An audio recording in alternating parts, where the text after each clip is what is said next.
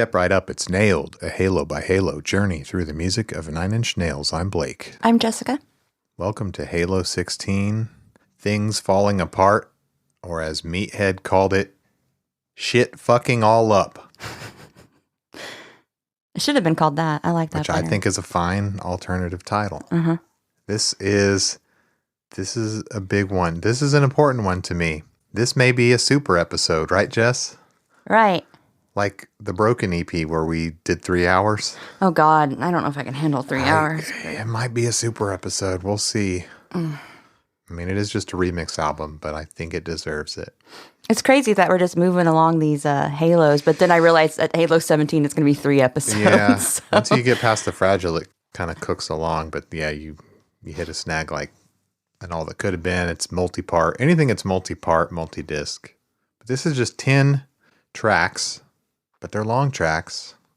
And this is a super important one to me for personal, nostalgic childhood reasons. Why is that? You just really love remixes? I just love 90s rave music. Mm-hmm. No, I've mentioned it on the show before. This is the first one, Things Falling Apart, that in real time I got to be excited for the release of and count the days down to the release of and get it on release day and be super stoked. And I followed along on nin.com when little teaser clips were released and they made me go wild for it. Like, oh, a little bit of Slipping Away. This sounds amazing. And it was only like the first 30 seconds or so. And looking at all the like little Rob Sheridan things on nin.com, teasing it. And as far as counting down the days, I even had, of course, I was reading the Meathead articles and stuff leading up to it. And I had, someone needs to tell me if this was a fever dream. No, I'm certain it was real, but I couldn't find it. A calendar on my wall. I printed it out. I was pretty sure Meathead made it because it was like a joke calendar of November 2000, because this was released November 21st, 2000, right? Yep. That's one day before my birthday, one day before I turned 16. Oh, my God. Yeah, so wow, talk about formative years. Okay? I was 18. I was my freshman year in college. 2-year difference, big whoop. It seems very big whenever someone's in college and someone's in high school. Like, I know it's not like if I was 20 and you were 18 and we had met, but if I was 18 and met a 16-year-old at a concert, there's no fucking way I would like. Oh, okay. That's weird. The high school college difference, weird. Yeah, a little bit. But no court in the land will convict you for a 2-year difference. Anyway, excited enough to print out this joke calendar that was from, I think it was from Meathead. And I remember, okay, so last night I searched the Meathead archives and I couldn't find the thing. If you know what I'm talking about out there, please, for the love of Christ, link me to it if you can. Maybe it does. Maybe it's gone forever. Mm-hmm.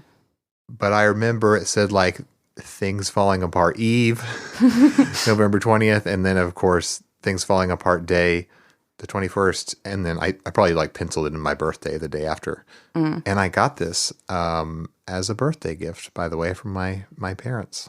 Oh, I'm glad they supported your love of devil music. My mom. And it does have a parental advisory. Yeah. So I'm holding the one that I got for my birthday. The first one I had was stolen out of my Honda Civic. And then, so I had to get it again.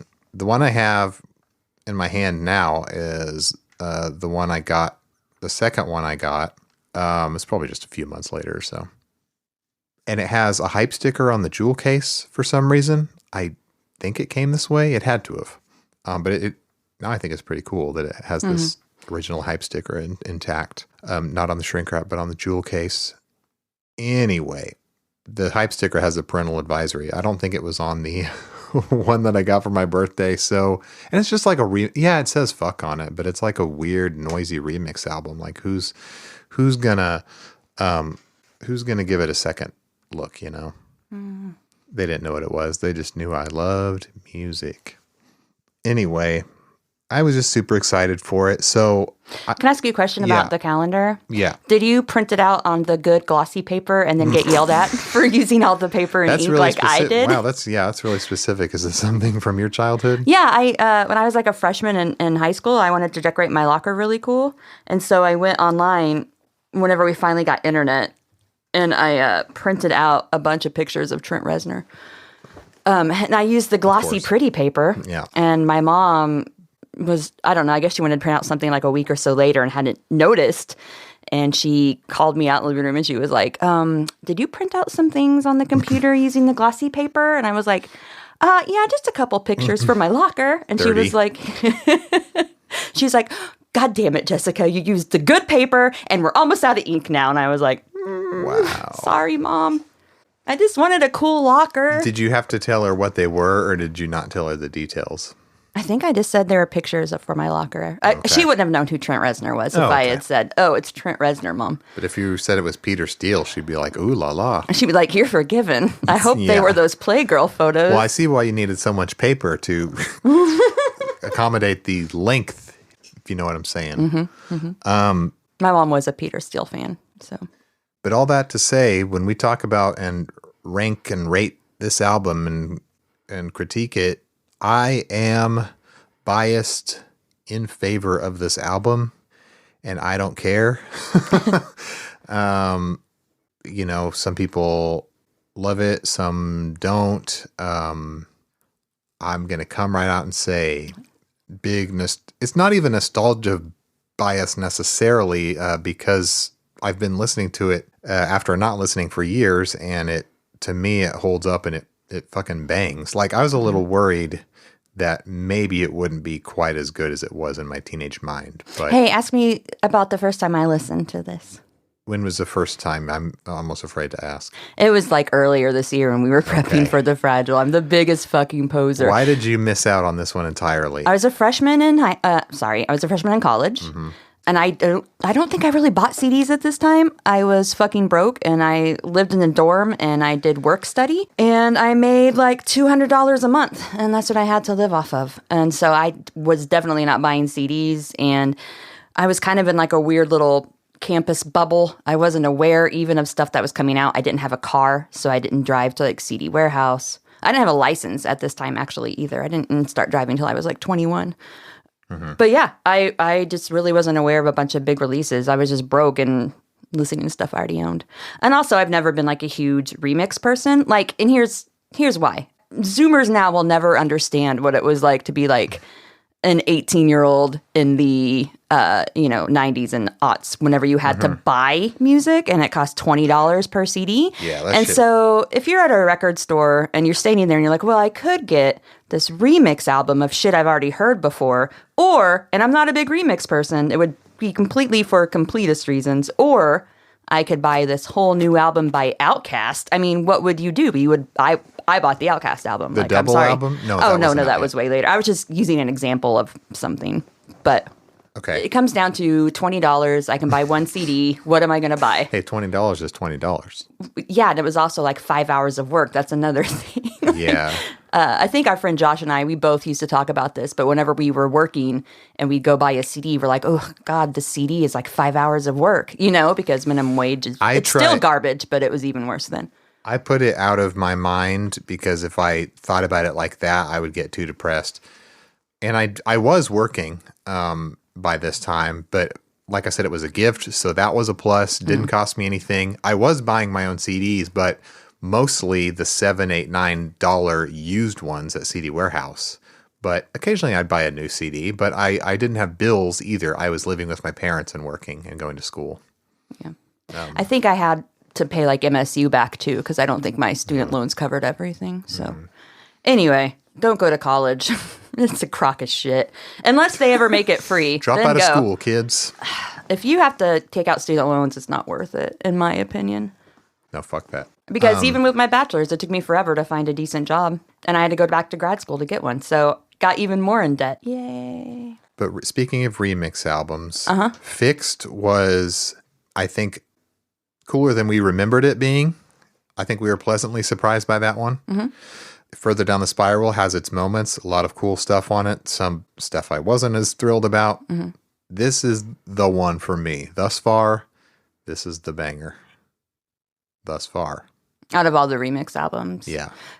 You can give your thoughts at the end if you want. You don't have to say it right now, but I just wanted to toss that out I there. have some things. Okay. I have some things to pick on. Oh, okay. Well, there's things to pick on. It's not, I'm not saying it's perfect. Jesus Christ, do we need 3 remixes of Starfuckers Inc.? There are 1, 2, 3, 4, 5 Mr. Self-Destruct versions, if you count the UK. And that's too much too. It's funny to me that people say 3, but why does Further Down get a pass on all the Mr. Self-Destructs? I didn't give it a pass. Maybe because Mr. Self-Destruct is a more beloved song than Starfuckers, which is a song that's not as beloved by the fandom. Well, that, and you have theories that maybe Starfuckers was supposed to be a Halo, and so was Mr. Self-Destruct. Yeah, I absolutely think a Mr. Self-Destruct maxi single was cannibalized by Further Down, however you want to say it, and a Starfucker single was possibly in the works, and it didn't work out, so they just folded those remixes into this to fill it up. Not that I see them as filler. I do. I don't see them. I see one of them maybe as filler, but we'll get to that. One of them is probably the worst song on this remix. Yeah, album. I'd agree, but it's still, anyway, we'll get there. Worse, but not offensively bad to me. So, yeah, I think this is as far as remixes and B-sides. Let's be fair. It's not just remixes. B-sides, songs that didn't make the Fragile necessarily. Songs from those sessions and reworkings by Trent and the gang. So should we talk about the album overall? Yeah, let's talk about it. Like you said, it was released November 21st, 2000, the day after Things Falling Apart Eve, which was November 20th. Yeah. And to those who celebrate, I still put it on the calendar every year. He does. We have a little party every year. Right before my birthday, so easy to remember. It is. I think it's interesting that this had a ton of promotion behind it. For example, there was actually a website set up for it to promote the release of it, and it wasn't nin.com, it was thingsfallingapart.com. So it's just kind of interesting. Like, I don't think, well, of course, this was like, early, I don't want to say early internet, but it was when people were using, it was more widespread. It wasn't just for rich people. Even more and more people had access. So it kind of makes sense that this had its own website. And also, Rob Sheridan probably was behind that. Young, The dancing baby man himself was big early internet adopter, obviously. King of the internet back then. Yeah. So on this site, you could find promos for Things Falling Apart. There were at least 2 different promos, and we'll talk about them in a minute. Samples of the tracks. So like Blake was out there listening, counting down Just the days. slipping away for 30 seconds. You could see the front and back cover artwork.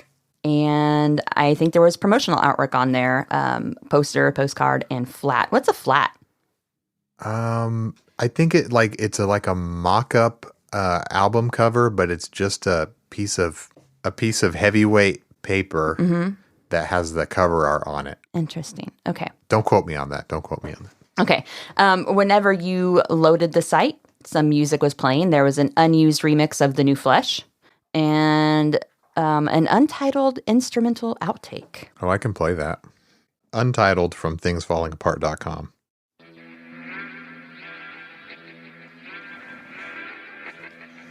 Is the loopy slide guitars that are really ominous. And you can hear like the low bitrate MP3 quality. Yeah. Love that. This is actually really cool, and I kind of wish. And it's in mono, obviously. Yeah. Yeah, I would this is just like a deviation, basically. It's kind of hypnotic. It's cool. One of the many sketches that didn't become anything, I guess. Super foreboding.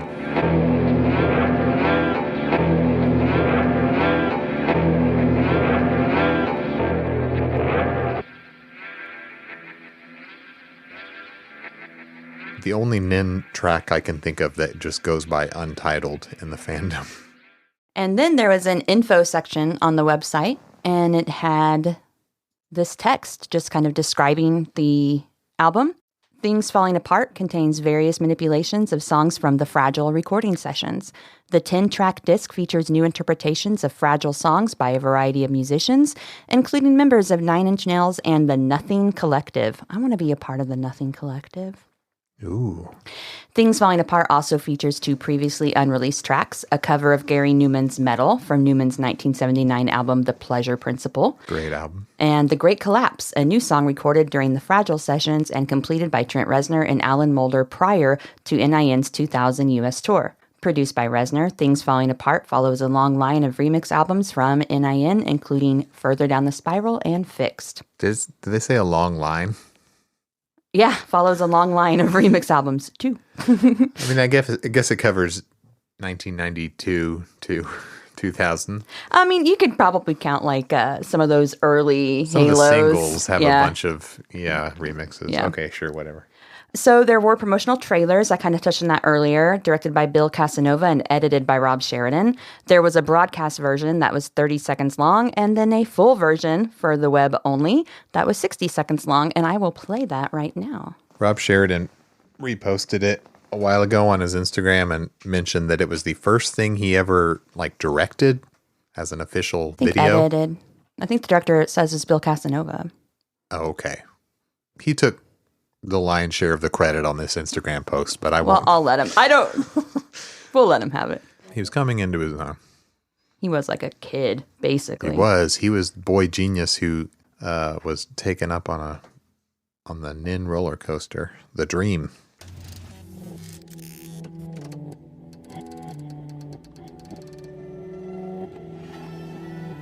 Mashup of stuff from the album.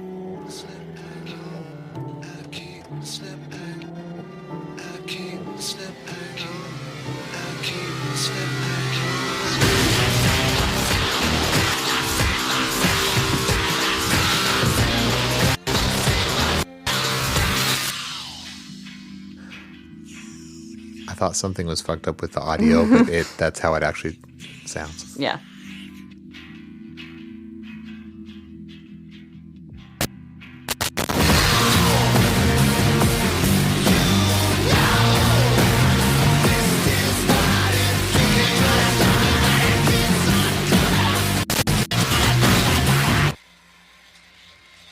The dynamic range of that is wild. Yeah, that's bonkers. Too hot for TV. Very, very cool ad, though. Super glitch. That's the glitch core we know from Rob.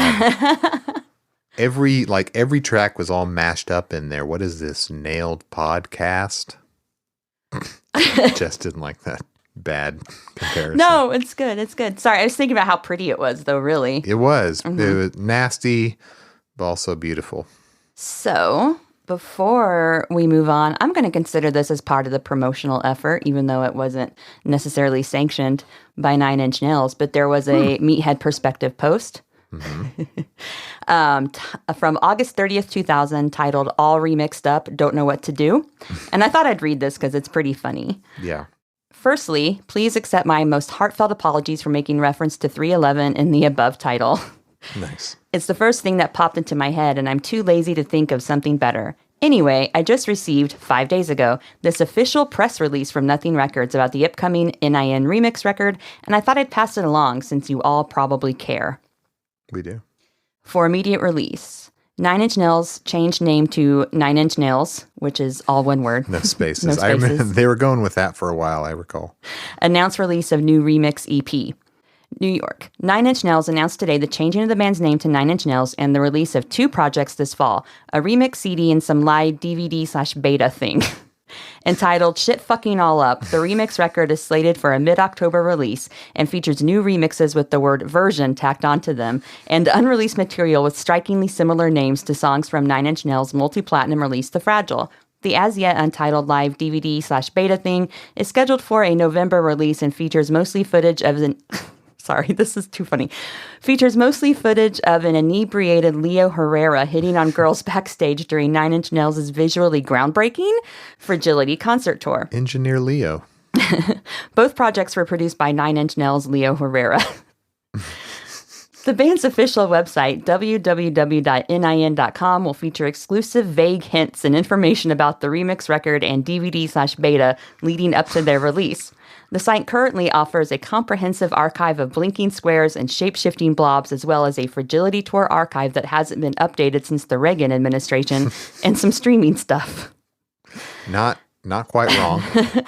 Nine Inch Nails recently received a nomination for a 2000 MTV Video Music Award and the Best Video Featuring Disturbing Close-Ups of Trent Reznor category for Into the Void. The track is the second single released from Nine Inch Nails' Meathead acclaimed CD, The Fragile. Meathead acclaimed. For additional information, please contact Trent Reznor. Now, because I'm just Mr. Big Shot with close connections to Nothing Records, he's part of the Nothing Records Collective. The Nothing Collective. He is. Why isn't there a Meathead remix? I don't know. I've obtained these exclusive scans of the new remix album. Pay no attention to the ones at nin.com. They're just a joke, as well as some other info I dug up. So I want to read his track listing. I got it pulled up here. It's great. Okay. Into the Vacuum. Mm-hmm. Starfuckers Inc. version. The Night the Earth Disappeared. Starfuckers Inc. version. Starfuckers Inc. version. Okay, so are you reading the real one or is this the joke one? This is the joke one. Okay. So far it's identical, but okay.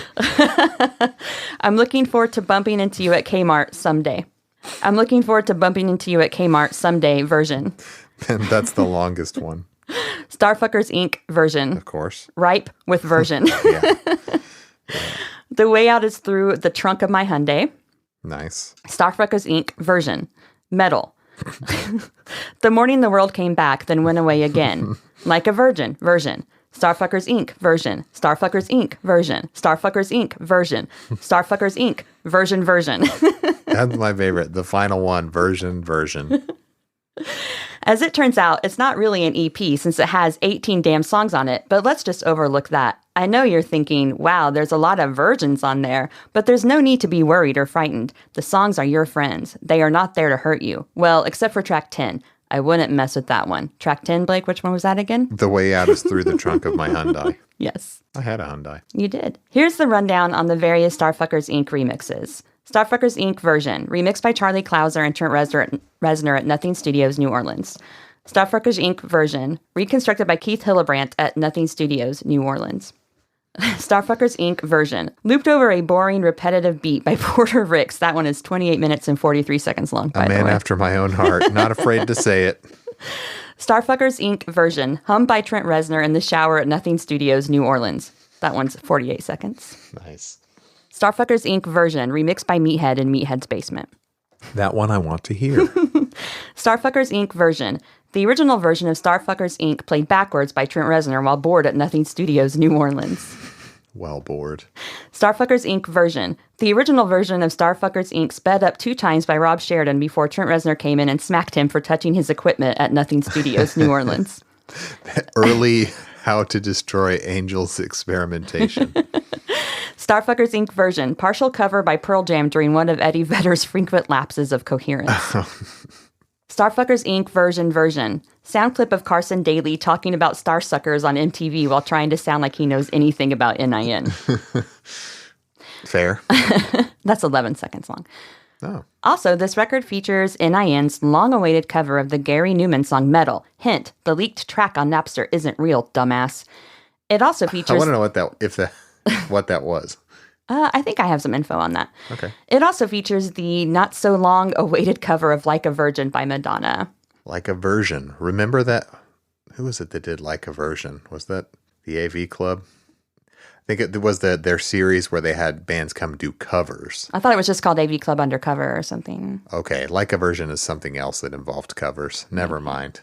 But I love that AV Club series, and there was one of Dum Dum Girls doing September Girls that is so good, and I would love to own that was a classic. That was a really good cover. Anyway, big Can't star. wait till we get the Fragile Trent's version.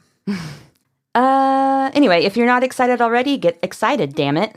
Print out your calendar. Damn it. This fabulous new CD hits stores in October. If you don't go out and buy it, I will personally track you down and introduce you to a whole new world of pain. Wait, is that supposed to be Trent saying it? No, this is still Meathead.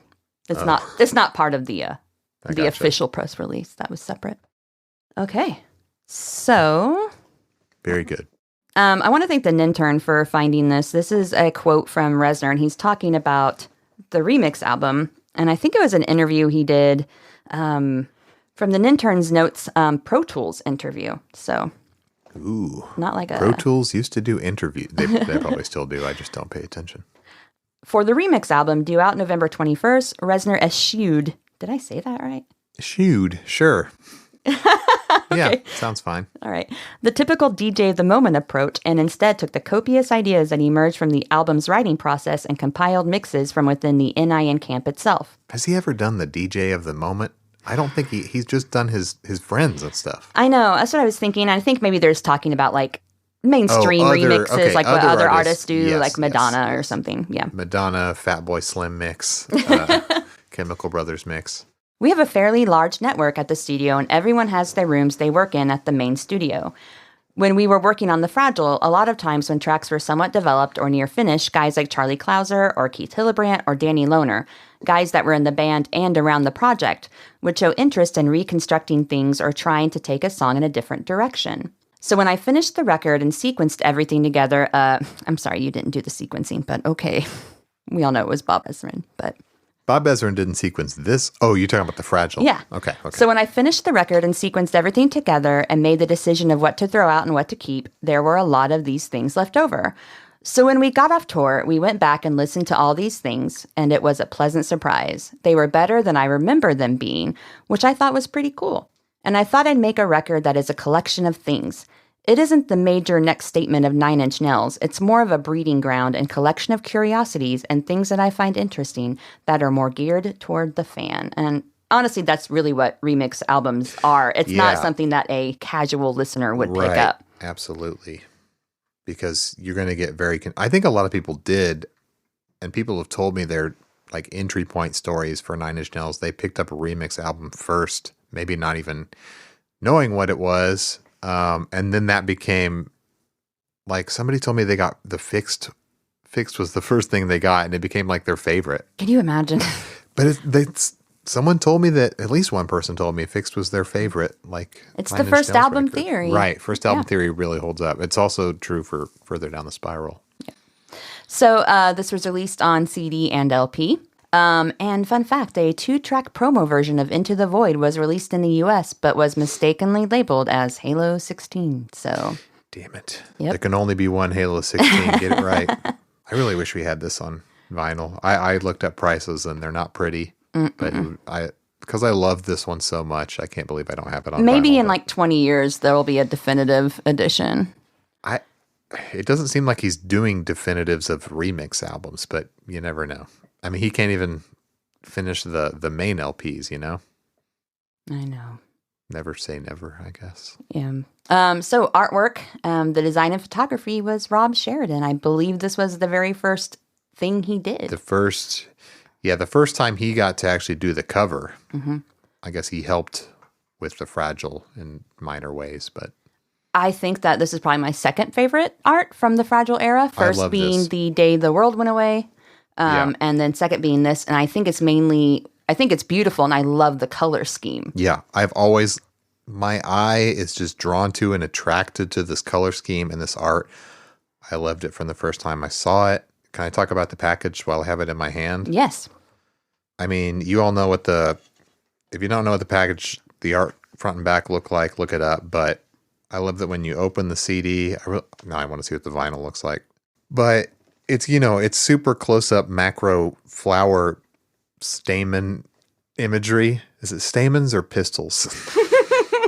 It's been a while since my 8th grade bio class. I'm not a botanist. Yeah.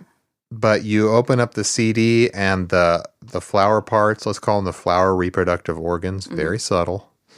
They go across the surface of the CD itself and continue on to the back of the cover, and when you take out the CD from the tray, the art is there also below the tray. It's a clear tray. I always loved those clear trays when I was a kid. Clear trays, Clear tray superiority, better than black trays. They didn't come up with the clear for a while. Remember when all the spines were black and then they came out with clear? Yeah, in the mid-90s. It's amazing. Yeah, because then you can put artwork underneath that spine. And then the back has some of that same imagery. Loved the color scheme. Loved it so much that someone made a pillow for us. And All That Never Was. It was a fan that wanted to remain kind of mysterious. I believe the website's called And All That Never Was. They made the Ninja reproduction CD, but they do a lot of Nine Inch Nails pixel art stuff, and gave us a pillow with the pixel art based on the color scheme of this, because I mentioned how much I loved it, and it's awesome. So, Blake, before we go into our track by tracks, our track by track breakdown. There you go. It's a better word. Breakdown's good for this thematically. Yes. Yes. Do you want to talk about the title, Things Falling Apart, at all? Yeah. Obviously he's talked about in interviews and stuff how the sound of it's supposed to be like things coming apart, and that's thematically mentioned. About the fragile in general. Yeah. Mm-hmm. So it makes sense tone-wise, but literary people might have noticed it's similar to that book, Things Fall Apart. Shit, do you know how to say that author's name? Achebe? Chinua Achebe? I don't know if I'm saying that right. Yeah, that's right. I read that one a while back in college. It's a good book, but that comes from a poem. For some reason, I always thought it was Shakespeare, but because I'm dumb, that's not it at all. And it's from William Butler Yeats. And I have no idea if Trent was thinking along these lines at all, but the poem is called The Second Coming, and I thought I'd dramatically read at least the part that has this title in it. So the poem goes, turning and turning in the widening gyre. Is it gyre? Gyre? I like gyre. G-Y-R-E. See, this is why. I like that soft G. I like gyre. That's why I'm not a poet. Maybe it's Euro. Wait, what was it? She's not amused. Oh, sorry. I was the sandwich. I'm sorry. Yeah. I get you. Sorry, I was thinking about the Roots album, Things Fall Apart. Oh my God. As you were reading this, and I was thinking, don't forget to mention that album. Turning and turning in the widening gyre. The falcon cannot hear the falconer. Things fall apart. The sinner cannot hold. And that's the part where Nin fans be like, and they're pointing at the poem. Things fall apart. The center cannot hold. Mere anarchy is loosed upon the world. And then it keeps going. The poem's pretty good. It's pretty short. But you know, I've only memorized one poem in my entire life, and I can still recite it. What is it? It's called This Be the Verse by Philip Larkin. Okay, say it. You really want me to? Yeah, is it long? No, not the really. The listeners probably want you to, so go ahead. Let me see if I can still do it. Hold on. They fuck you up, your mom and dad. They may not mean to, but they do. They fill you with the faults they had and add some extra just for you. But they were fucked up in their turn by men in old-style hats and coats, who half the time were sloppy stern and half at one another's throats. Man hands down misery to man. It deepens like a coastal shelf. So get out as early as you can and don't have any kids yourself. Yeah! I remember that one. I love Philip Larkin. He's my favorite, misanthropic poet. Yeah, good job on the recitation. Thank you. I love the message there, which is fuck humanity. Like I said, my favorite misanthropic poet. Very, very Nin.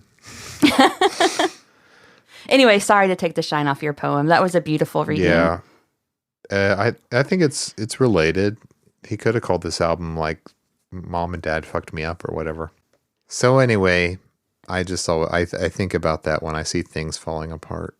I think of the book, and I think of the poem that the book takes its title from. And I think of the book, and I think of the Roots album, Things Fall Apart, where they also got their title from that book. Right. So. That poem is quoted so much. The sinner cannot hold. Several different parts of it, often quoted. I mean, it's no Philip Larkin, but... No. Oh, it's okay. It's no Shakespeare, which I thought it was for 20 years. Okay, so do you want to take a quick break, and then we'll come back and do our track by track? Yes, please. All right. I hope you saved that belch. I did. It's recorded. Oh, you did? Mm-hmm. Tight. on a future bonus. I'm going to remix it. Gross. Album has a lot of crazy noises, right? Hey, hold on. Do you want to hear? There was an unreleased track that I uncovered while we were researching. I want to play it for you. Well, I don't have the track. I just have the name of it. Hold on one second. Is it Closer, the All Burps remix? Hold on one second. Let me. Up, down, you fuck me up. What is it? Say it louder. I can't hear you. Up, you down, fuck me up. Up You Down, Fuck Me Up. A really rare unreleased That's track. something. It's off of Broken Sessions, I think, right? Yes, sorry. That is actually my littlest niece requesting Uptown Funk. Yeah. But it's like one of the funniest things Ended ever. up sounding more like some Reznor lyrics. I just rediscovered that this morning. Sorry. Had to She's use got it. some good ones. My littlest niece is funny as hell. They both are. Okay, true. sorry about that. One of them was on that bonus episode reacting to Nine Inch Nails. Check true. that one out. Kids react. We played cleaner songs. Don't worry. Like Down in It, the kid-friendly songs. Yeah, it has nursery rhymes in it, so it's fine. Happiness and Slavery. She loved that one. We didn't play the whole thing. So what are we doing? We're gonna play this MF or Yeah, let's go. So Slipping Away, probably in my top 3 tracks on this. top 3? Interesting. Interesting. This track actually has the highest number of streams on Spotify. It has... It's a first track, so not shocked. Yeah, it has like 1,068,947 to be exact. Paltry. Less than 2. Shame on you people. Yeah, and that's about 10K more than the second most popular track on this album. Blake, what do you think that is? Metal. Yeah. I think you already told me, but it should be easily guessable because the Gary Newman cover of it all. Yeah, so these are the only 2 songs on this album that have over 1 million streams. Wow. We need to bump Starfucker's versions up. Get those numbers up. Okay, so do you want me to go ahead and start playing it? Yep. Comes out the gate with a banger. Drones. Drones are essential to this era, I have to say. It's the drone era. I'm already hooked. From this point, I am all in. Building tension like a motherfucker. It's the Into the Void beat, but distorted all to holy shit. I want to know what it's run through. The mutator or some shit. The distortion is wild. More cello. You have that juxtaposition of the beat with this really lovely cello. So I believe there's elements, because we talked about there was an early build that I called it of Into the Void before the album version. So I'm thinking this remix uses parts that were just unused in addition to the parts that were used, like vocal takes we never heard on the album, possibly from the demo version. This cello I don't think we heard, and this guitar strummy stuff. I think a lot of it's outtakes. Really cool vocal stuff is being done. But it's like it's Into the Void made new in a way. A sequel to it more than a remix or a companion piece, a long form jam on Into the Void that works as its own thing in my opinion. I fucking love this track. Yeah, it's really good. I've always loved it from like beat 1. I keep slipping away. Damn, that had me hooked. This funky little shuffle synth is everything. And it's a vocal part we don't recognize from the Into the Void that we know. So it's either a new vocal or, like you suggested, an unused. I think it's less likely that he recorded something new. As he talked about all the stuff on the hard drives they were just pulling from to create new stuff.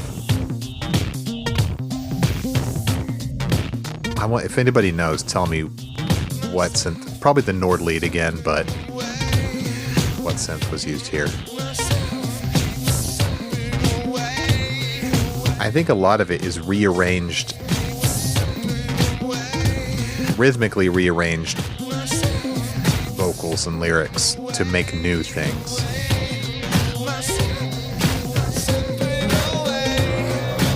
There we go. That's the first time we hear the fat Into the Void bass. The beat gets more and more funky and shuffled slowly. It's a slow burn song.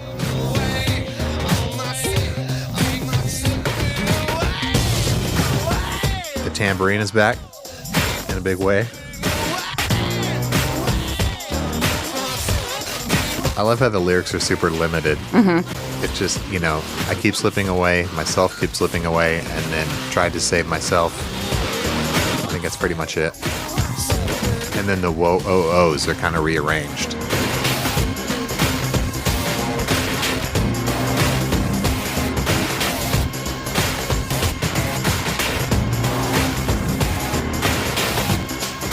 Yeah, and that's some new stuff that we hadn't heard. But I can't say enough good stuff about this track, really. I could jam to it forever.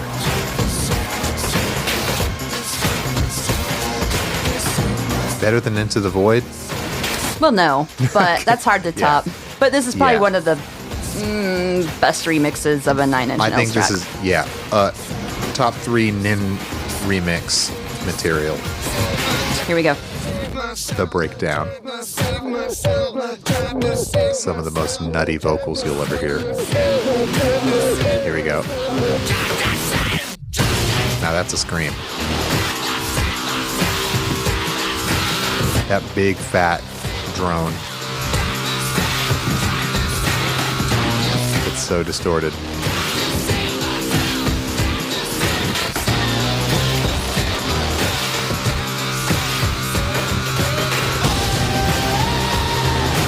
The whoa-oh-ohs have come back, but they're like rearranged. It does make it sound new, that the vocal stuff is so unrecognizable almost that it sounds like something new.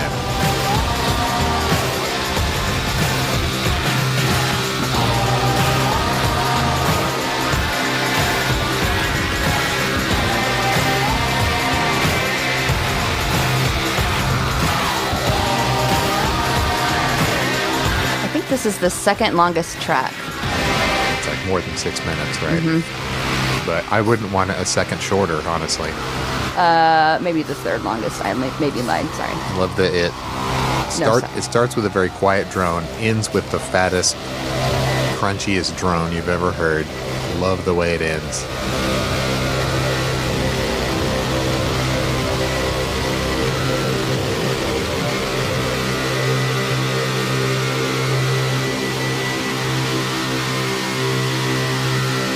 Let that distortion ride out.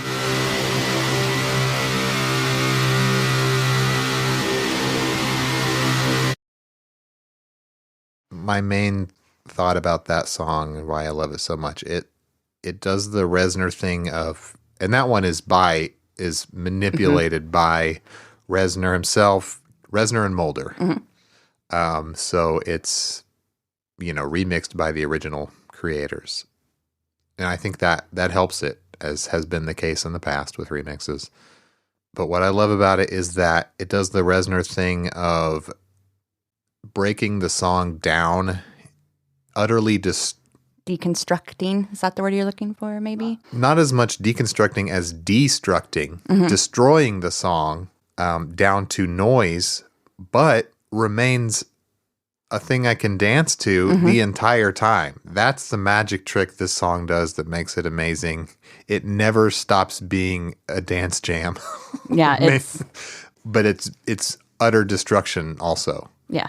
That is, not everybody can do that. Very few can do that well. No, it's great. Buckin' banger, 10 out of 10, no notes. That's what I wrote in my notes. It's really good. I don't have clips for everything. I have Blake's clip corner is not as extensive on this album because a lot of times with remixes, there's less I can pull out. Obviously, there's no stems. I did what I could. I do have some really interesting stuff for this album, but I definitely don't have 20 clips for everything.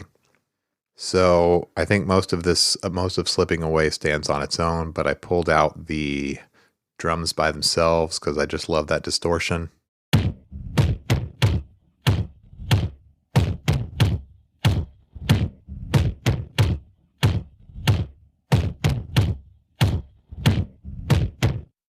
Then later on, they get funkier.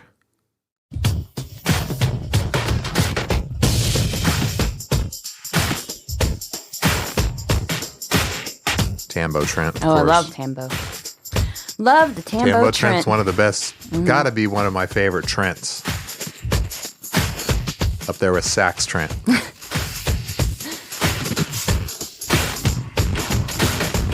Then I had to pull out the breakdown vocals. Save myself, trying to save myself, trying to save myself, trying to save myself, trying to save myself, trying to save. And the like low passed weird thing is one thing, but that scream at the end is so good. So much energy behind it. Okay, so the next track is The Great Collapse. So this one, some people might think, oh, it's a remix of The Wretched. It's Or The Great Below. or The Great Below, you're right. The Great. I did write down a lot of songs with the, and in the history of Nine Inch Nails, a lot of songs that begin with The Great something, The Great Good, The Great Destroyer, The Great Below. Yeah. So this is actually an original composition. It was recorded for The Fragile, but not used.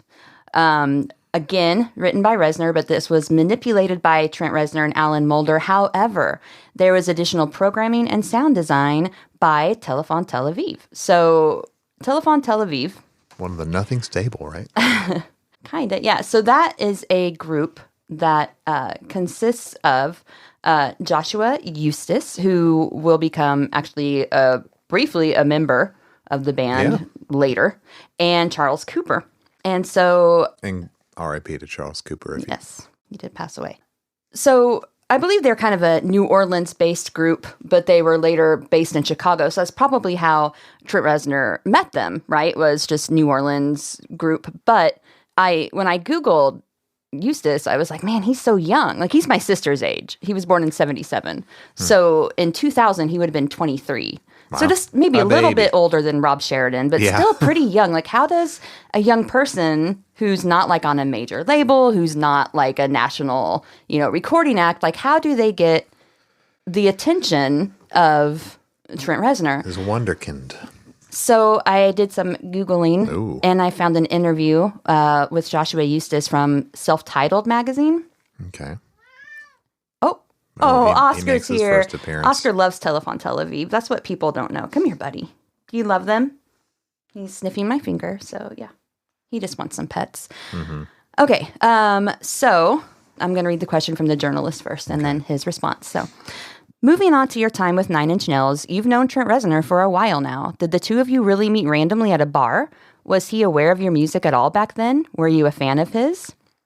Well, I was 17 years old. So there was no music worth playing for him at the time. 17. Good grief. Yeah.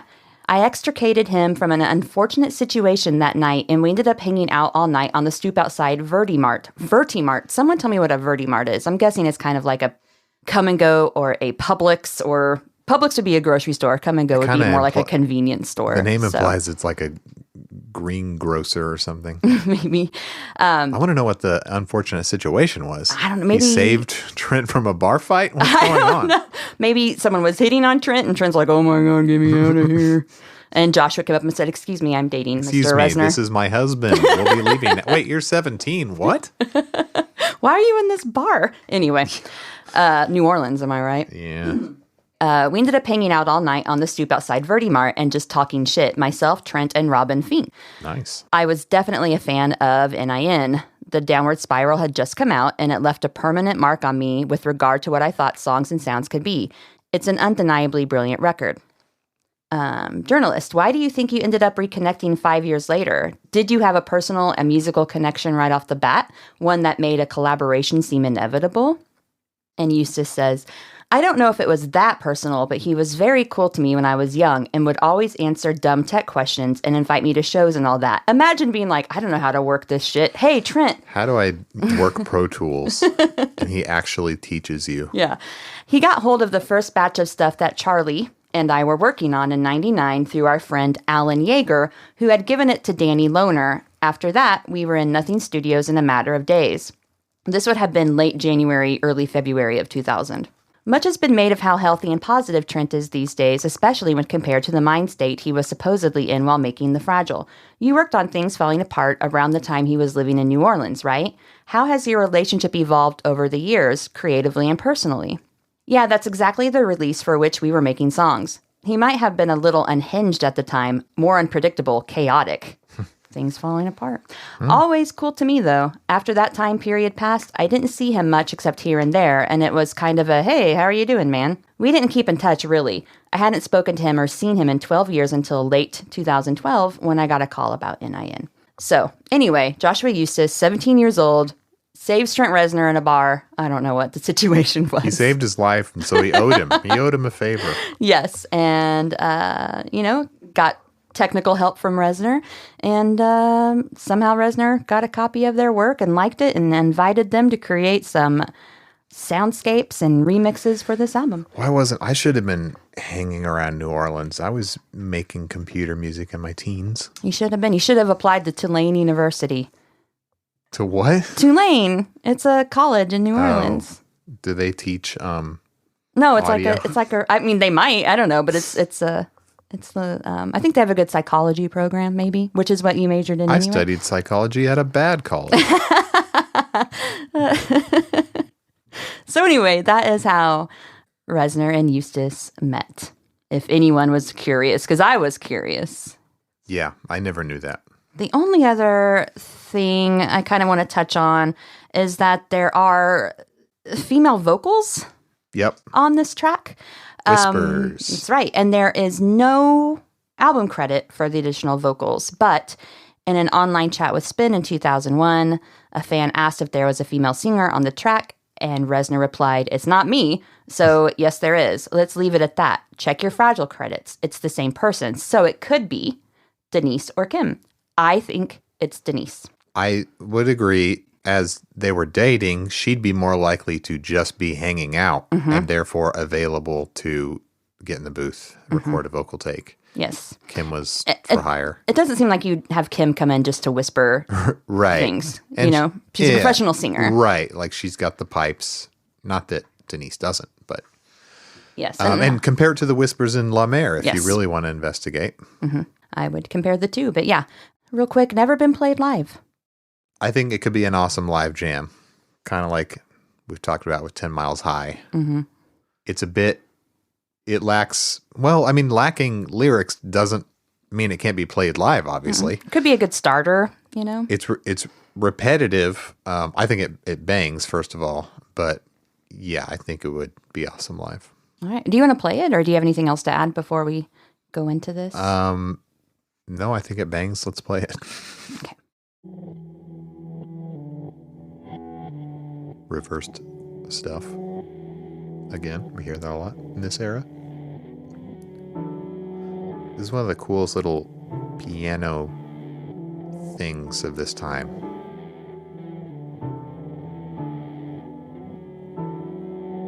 It's almost like a catchy little ditty, but also it's fragile and broken in a way, if you will.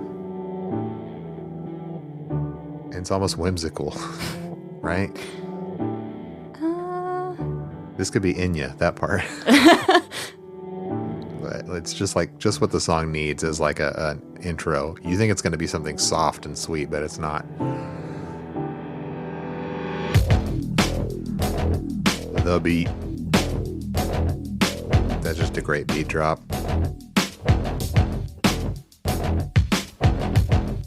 I mean, what vibes are you getting out of the gate? I didn't get whimsy, so I'm interested Okay, that but you used that word. this part. You know what? It sounds like it could be a killer score. It's got this like forebodingness to it in this part, to me, anyway.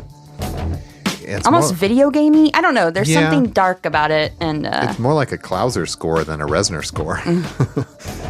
With the industrial grit. But it's just, I mean, it's this killer drum sequence and distorted. I always kind of thought it was there was guitar, but it's really just a bass guitar distorted to hell. And then a lot of little sound effecties back there. But the main attraction, I think, is that the beat that goes extremely hard.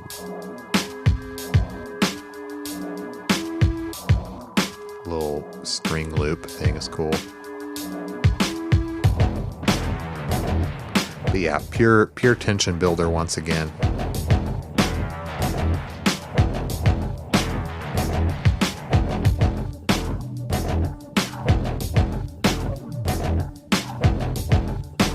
It could be like, it's almost like a song that could have been on Deviations, right? But maybe it was too good to just go in the archives, so they stuck it on here because they liked it enough. They're like, let's polish this. But like a lot of those tracks on Deviations are just kind of a theme that's repetitive and goes for a while. That's kind of what this is, but I don't get bored. I can get down to it. How long is this one? Not as long as Slipping Away. no, this one is 4 minutes and 42 seconds. Slipping Away was 6 minutes and 11 seconds. Neither overstay their welcome. The little sleigh bell sounding thing here. And the bass synth too. Wow, wow, wow, wow.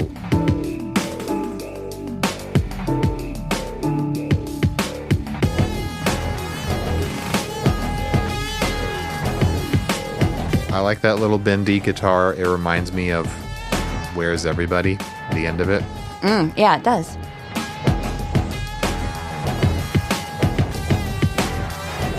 The title makes you think it's somehow related to The Great Below, The Great Collapse. I don't know where it would have like fit into The Fragile if it were going to go in there. Yeah, I don't know where I place this either. And also, I'd be interested to know if there were lyrics planned for this. Was a vocal melody ever created? Maybe they didn't get that far. This is all it has lyrically. Yeah, definitely not Trent. But it obviously shares the wretched chorus lyric.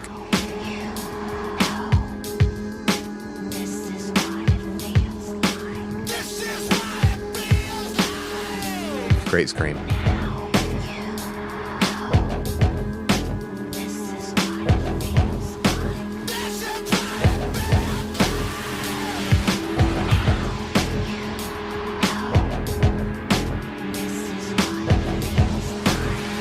Love this end.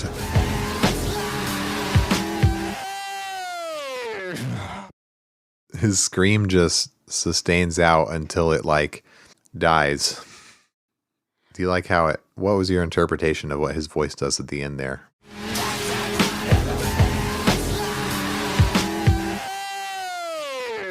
Oof. It's like his voice keeled over and died. Totally I don't glitched think out. it's entirely natural. I think it's almost like a tape slowing down. Yeah, yeah. But I just dig it. And then I like that The Wretched comes right after that, the song to which its lyrics are thematically linked or directly lifted from. There's some audacity there to have those back to back, but I like it like that. This album is really front loaded with bangers, you know? Yeah, definitely. Do you have clips? Yes. It starts with backward guitars. Here's what they sound like forwards.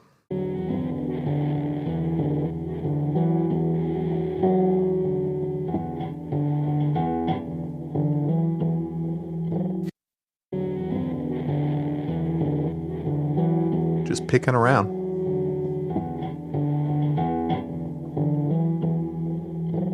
And speaking of backward stuff, this happens twice in this album, but leading up to when the beat drops, there's a reversed piano sustain, as heard in the Queen song, Another One Bites the Dust. You know what I'm talking about? No, play it. It's not a sample. It's just a similar little trick here. Simple, really, reversing a long sustained piano chord. Another One Rides the Bus comes up before Another One Bites the Dust. I love Another One Rides the Bus. Hey, he's going to sit by you. Another one rides the bus. Anyway, sorry, Weird Al geekiness coming out. That's a beat.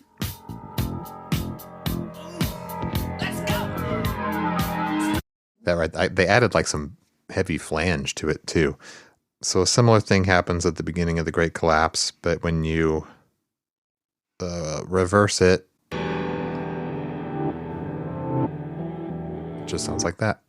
That's cool. Almost sounds like something out of Just Like You Imagined. Okay, what we all came for, the drums.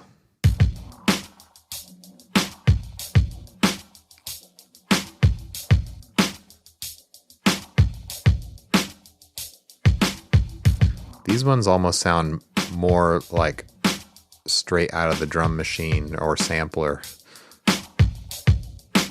more than they do like created in the garage on the beat up Tama kit, you know? Yeah. Sounds really clean and precise. And Yeah, not echoey, but the kick and the snare, they just go hard.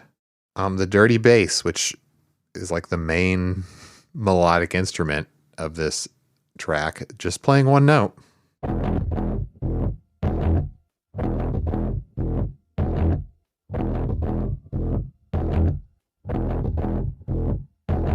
The AI, you know, doesn't split it very cleanly, but just the whole texture of that distorted bass really makes the song. Okay, some whispers and screams. A closer listen on what we think are Denise Milfort's whispers. It's a duet. If oh, it's so romantic. Right. This is what it feels like. This is what it feels like. This is what it feels like. This is what it feels like.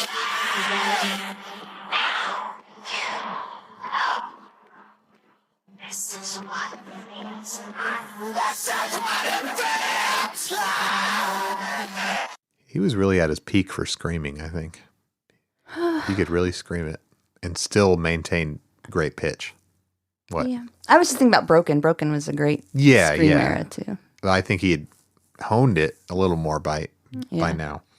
But yeah, obviously Broken has great screams. And then this I called the Trent collapse, when his voice collapses seemingly. The Trent collapse.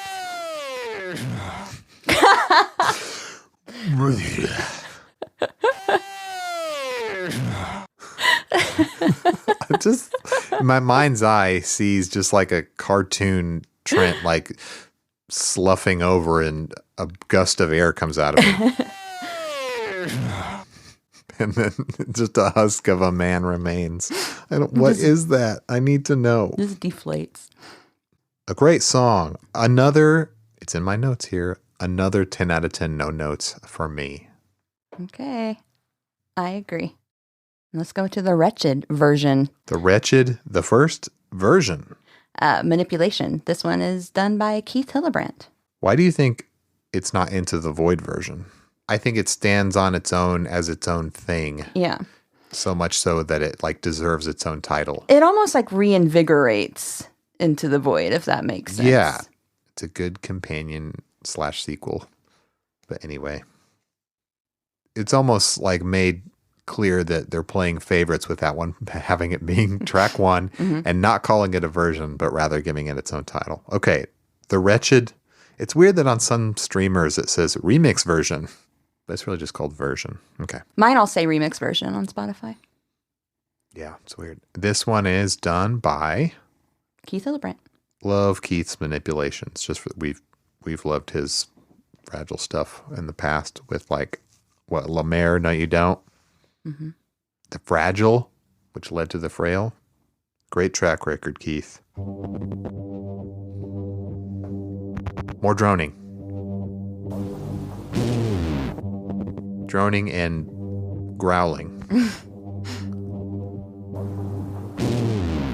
I want to know where comes from the bang.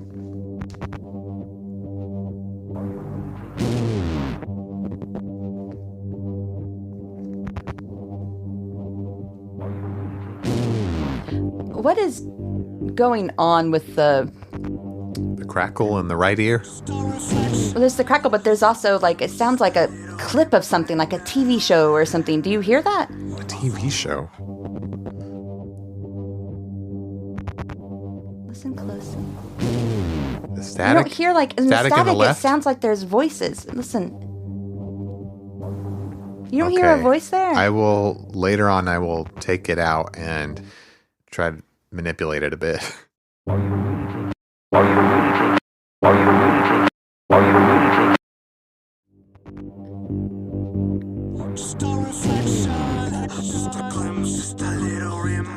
The lyrics kind of come out of nowhere and surprise you at a weird time, I feel like. But still pretty cool.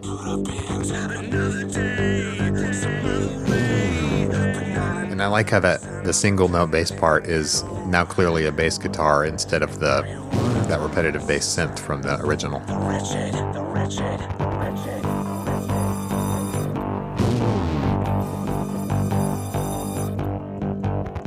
It's got that high pitch stringy thing again. No beat yet, but when that beat drops, and it will.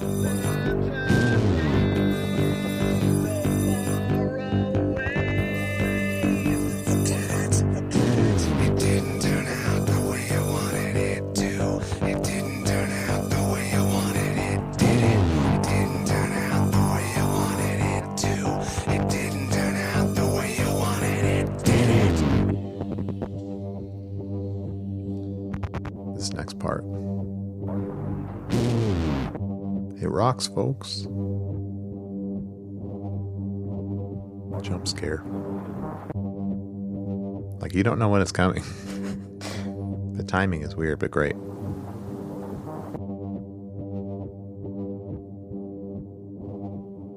He takes his time. I like that. There it is.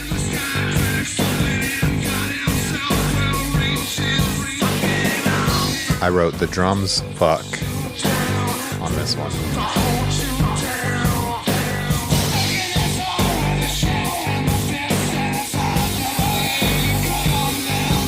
Like that little synth too. But no, the drums, I think he's taking from like the final chorus of The Wretched, there are drums that sound more real over the top of the electronic drums, but they're lower in the mix, hard to pick out. I think he puts those center stage here.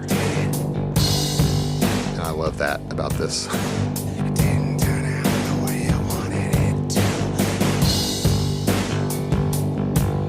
But it didn't turn out the way you wanted it to. Long form deconstruction. This really works for me. Okay, this is cool. Acoustic version of the chorus guitar riff. They've like totally turned it quiet. I guess this was an unused, or maybe it's buried in the mix. You hear this acoustic again on Deviations. They put it at the beginning, and then the bass being dropped in is really cool too. But we're just hearing the whispered chorus lyrics, which is interesting. They could have called this Quiet instead of Version. Quiet. I guess it's just this part that's quiet, but you know what I mean. Then we're hearing the screams like super in the background.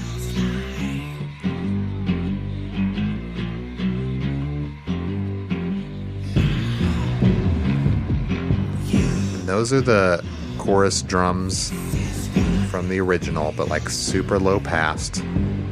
But the filter opens up slowly here. Really cool drums again, but you couldn't hear them that well in the original.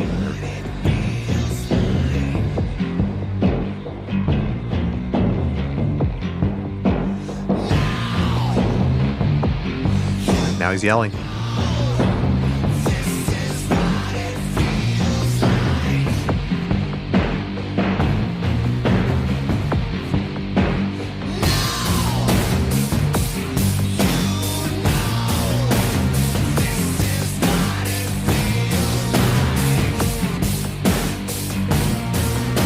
Yeah, drums are really a highlight for me on this one. What do you think?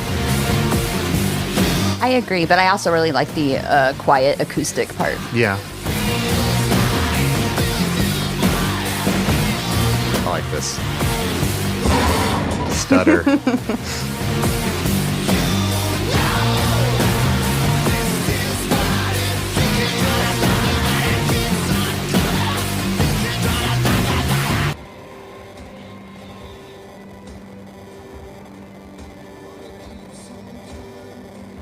And then in Hillebrand fashion, turn it all to quiet noise.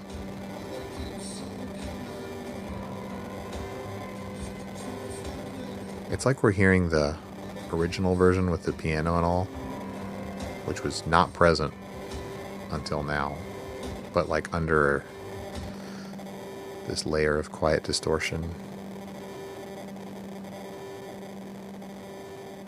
More distorted drones. Okay. Things are about to get really laser beamy. More than a level I'm comfortable with. But that's the next one. Okay. Do you have overall thoughts on the Wretched version? I like it. It's not like my all-time favorite remix on this album, but it's good. I think long ago I even skipped it some of the time, but now I would never skip it now. I can really get down to it. I appreciate it a lot. Okay, because I love the drums so much, I just took a big section of that awesome drum beat, isolated. So there's cool little fills.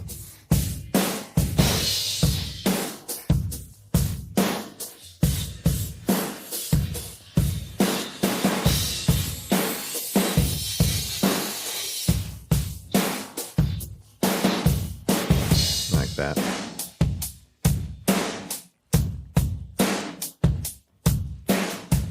I think these are, if I had to guess, some of the drums recorded in the garage with the PA and all that Clouser spoke about.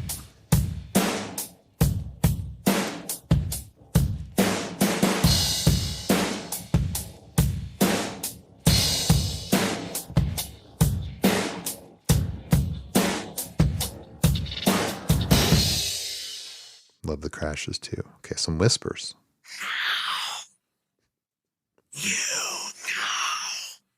This is what it feels like. Just like on the previous track, those lyrics are whispered, but this time it's clearly Trent doing it. Then the drums at the end, which are also really cool, with the big low tom sounds.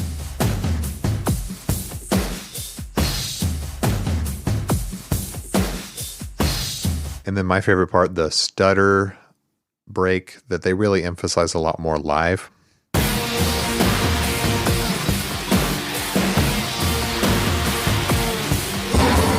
I just love the big boom sound. I think Trent like does some unintelligible syllables over that. Live at least.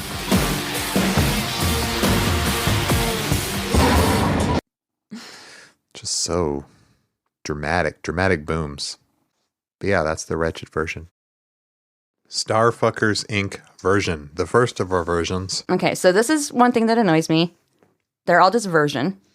Blake was like, I don't mind I'm okay it. with that. I just want a little bit of differentiation. That way I'm talking about it. I don't have to say Starfuckers Inc., the one that was manipulated by Adrian Sherwood. No, just say Sherwood version. So all we have to do is say the Sherwood one, the Ogilvy one, and the Clouser one. I guess. Just give them different names. Simple. Whatever. I bet they did. I bet these all had working titles, and they made a decision when it came sequencing packaging time to just simplify it all. A decision was made. Decisions were made, people. For consistency, Jessica, you're a tech writer. You should understand this. Mm-hmm. But also, tech writers like clarity. It's a streamlined remix album, and I appreciate that about it. None of this part one, self-destruction, final beauty of being numb, and all these weird, like, that's super inconsistent. Okay. They had different titles. Yeah, but there was supposedly a progression, but it was an inconsistent progression. in many ways. Anyway, we can't. Look, it's not technical information. It's not going to kill anyone. It's just a little annoying thing with me. The Adrian Sherwood remix of Starfuckers Inc. You know Adrian Sherwood from the old days. Old days. Tackhead. Doing the Down in It mix that we all know and love. Before, this is like my least favorite on this whole CD, probably. I think it probably is mine too. Probably the weakest link. And I've never been a big fan of the Sherwood remixes. I hate to say it, but well, we'll talk about why as we listen to this. Anything else to say before I play it? Nope. So, too many laser sounds. I feel like I'm on a ship and I'm being shot at by enemies. Like a spaceship? Yeah. Okay. Okay, that woo. Hard to tell if that's Trent Reznor or Paul Stanley. Don't know. And then you got these sirens. Yeah. Okay. The emergency disaster siren trope of electronic dance stuff. Not wild about that trope. Makes me anxious. I don't like it. Yeah, and not in the good anxiety way of Nine Inch Nails. This is kind of like the kitchen sink. We're throwing everything at this remix, And see, especially laser beam noises. This happens later in one of my favorite remixes of The Frail, where it's kind of everything's being thrown at it, but it's different. That's the good kitchen sink. Exactly.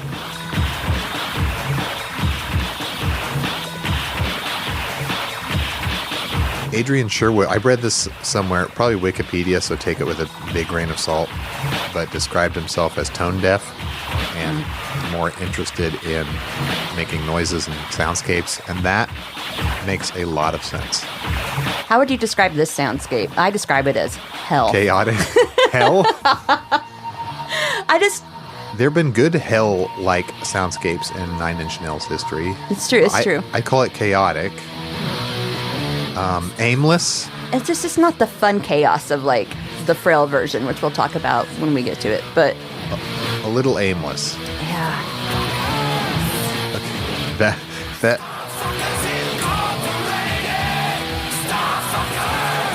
these wild vocals. We're hearing like some of the vocal takes that weren't brought to the forefront because they're the ugliest ones.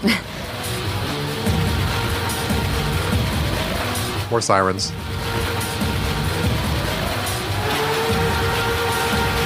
I thought I heard like newswire sounds or Morse code, like weird sounds earlier too. Did you hear those? Those little things. With his oh, okay. Or sonar beeps. He's known as he comes from the dub tradition, so just it's, what the fuck?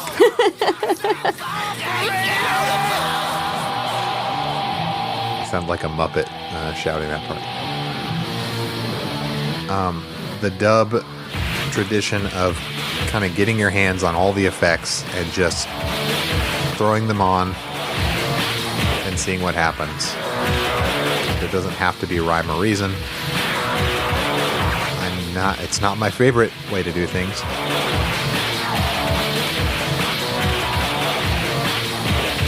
I mean, has there ever been something that's a dub remix that you've been like, hell yeah? Personally, I haven't come across it.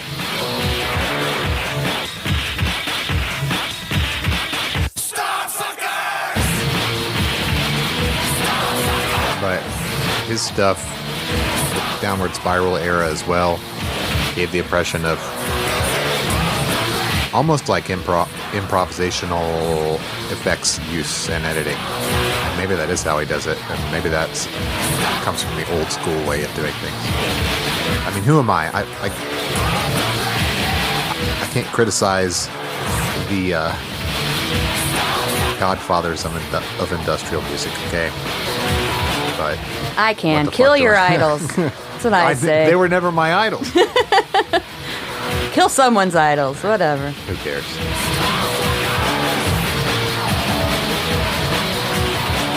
It's not so offensive. I want to like throw.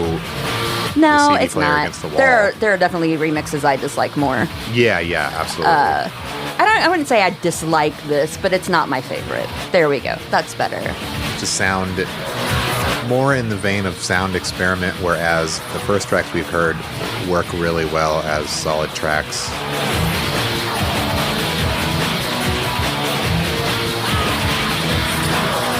And it goes on for a little while here. For just being a sort of hot mess. More than 5 minutes. The woo again. The woo and like these kind of dance beats make it sound very, very 90s. A lot of this is dated, and we'll come back to this idea a lot, but the dated, like, Bit Crushed. The final thing we hear is Bit Crushing the hell out of it. But like the dated pew pew blaster sounds, and I'm in favor of some of the dated sounds that we hear on this album. I am totally cool with a lot of it. I'm not always going to use dated as a bad Yeah, thing. we'll talk about it more when we get to the Ogilvy version. Yeah. Because that to me yeah. is dated. I Doesn't think- mean it's bad. I think he does dated. It's great. fun. It's fun. It's way more fun than He's an this. example of dated stuff that still sounds awesome to me. This is an example of dated stuff that doesn't hold up. It's just too great for busy me. for me, I think. It's pretty busy, but so is the Ogilvy one, and even the Clouser one. Like the pew pews and the sirens and the woo breakbeat sounds like a pre-programmed keyboard thing from the 90s. Sounds like something Ross would write on Friends when he was in his electronic music phase. I need to watch that again and like edit it and Mm-hmm. just like someone's already done this meme probably 1,000 times. Right? Oh, I've seen like, Trent Reznor written under it, but I've never seen anyone like incorporate sound with it. And I think that this would work well with it. We need to Make a reel or something. make it really gothy. Did you have clips for this one or at all? Oh, hell no. Okay. No. Oh, wait. Actually, I do. I think just one. Is it the You're So Fucking Beautiful? Yeah, I Okay. have to point out these vocals because Yeah. what is going on? You're so fucking beautiful. You're so fucking beautiful. Okay, two things are going on top of each other. You're So Fucking Beautiful didn't appear in the original song. I'm guessing it's an outtake for maybe something he was going to try but decided against. Sherwood dug it up out of the hard drive. Do you think Trent didn't get a chance to be like, I don't like that? He probably just wanted to give him leeway to do whatever the hell he wanted. Yeah, 'cause probably. He's like his Yeah. sensei Yeah. of some sort. Some of that stuff I might have rather stayed deleted. Then the, like, sounds like a Muppet with a cold. You're so fucking beautiful. It could be two things. Drunk from the Buddha Belly bar. Maybe. It could be one of the gang. I don't know what all their voices sound like. The people who contributed to the Buddha choir stuff. It could be Trent when his voice has completely given out. Yeah. Just kind of shot. Yeah, it sounds like someone whose voice is shot to hell. When I isolated it, I don't really think it's Trent. That's probably not the case. Probably some rando. But one of the ugliest of the hundreds of times the title is shouted, he pulled out the ugliest one. Yeah. That had to have been on purpose. Okay.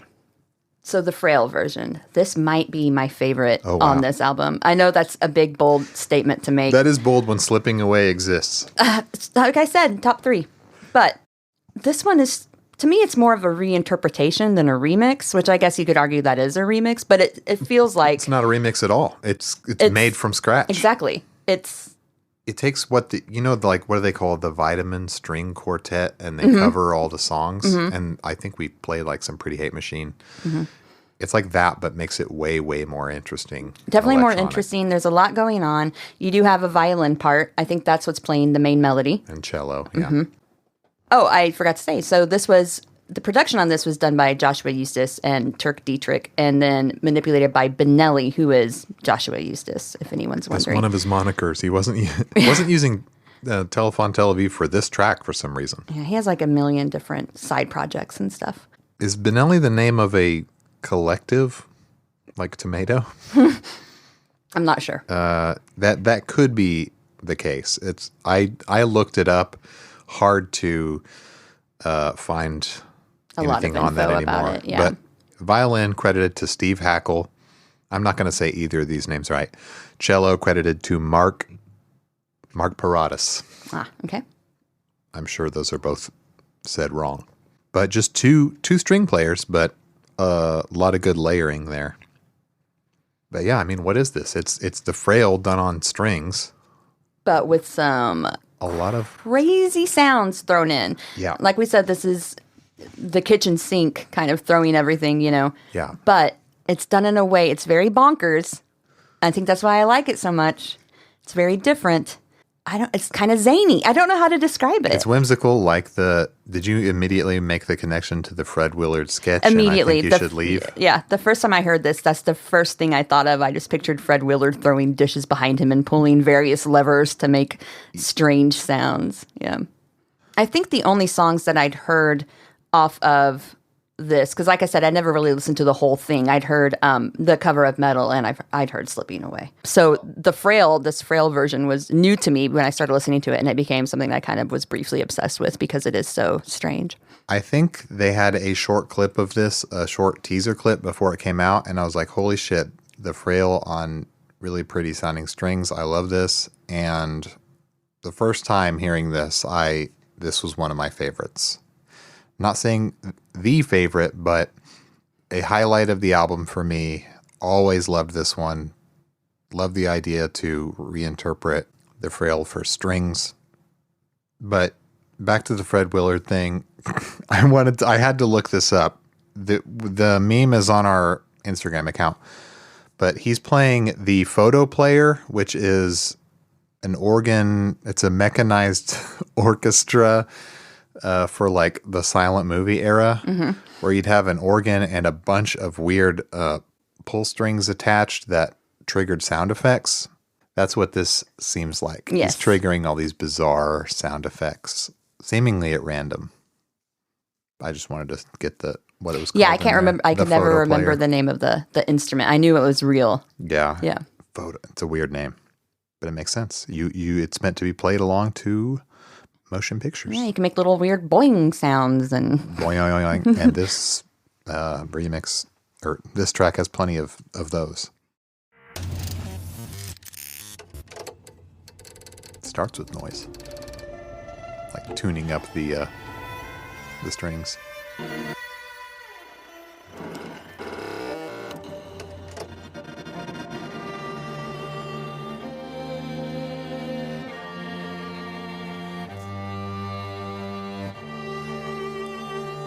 So cello doing the left-hand part of the piano and violin doing the right-hand part. Ingenious. so pretty. Yeah, very pretty. And then gets chaotic, but in a way I like.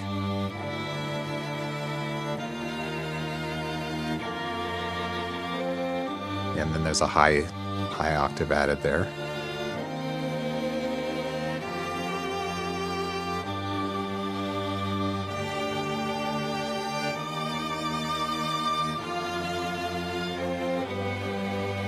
And then he adds this new part that's like a 16th note string run here. That is awesome. I think makes Here it we go. all the sounds.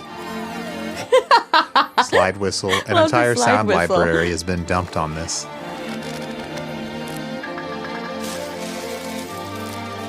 I just love the beauty of like the cello and violin, and then Yeah.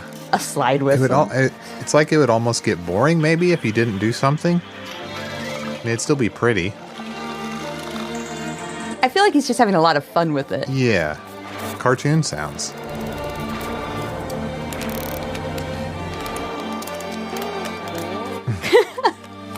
Like good stereo effects. Yeah, it wouldn't really be differentiated from the string quartet version of the Frail without these extras. It has these weird sounds that almost sounds like chewing a little bit. It reminds me of there was a 1988 remix of Blue Monday by New Order that has these loud, like weird chomping, chewing sounds. I hate it, but it reminds me of that. I need to hear that because that's Just bizarre. find it after this. Now we're like glitching out the strings.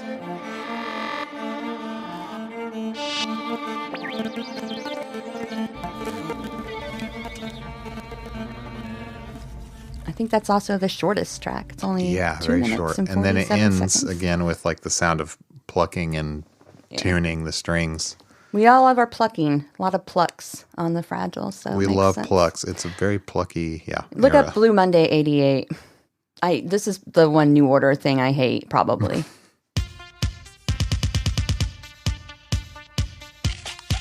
Sounds like someone biting into an apple or something. I hate it. Chomp. It's weird because they're doing the same like crazy sounds, but that it's a the donkey? chomping. It's the chomping that gets me. Now I'm kind of wondering if Joshua Eustace was inspired by this remix, because once again, it's all kinds of crazy sounds. That is so busy and chaotic. I can barely listen to it. There's so Yeah. much going on. And I that's think the with 7 that, it's minutes. because you know that there's a much better original version out there that is so good. Yeah. And then this, you're we just didn't like, need, it didn't need to be why? changed up. why would they? But now I'm wondering, was Joshua Eustace inspired by that to make the Frail? Because there are so many weird random sounds at the beginning of that. It's not just the chomping. Like there's a Yeah. bunch of weird ass sounds Sound thrown like in there. Kids yelling. All right. Do you have anything from that you pulled at all? Yes. I hope it's just the slide whistle. That. I just pulled the little sound effects that I thought were funniest. So slide whistle. Boing boing. Goes from left to right in the stereo.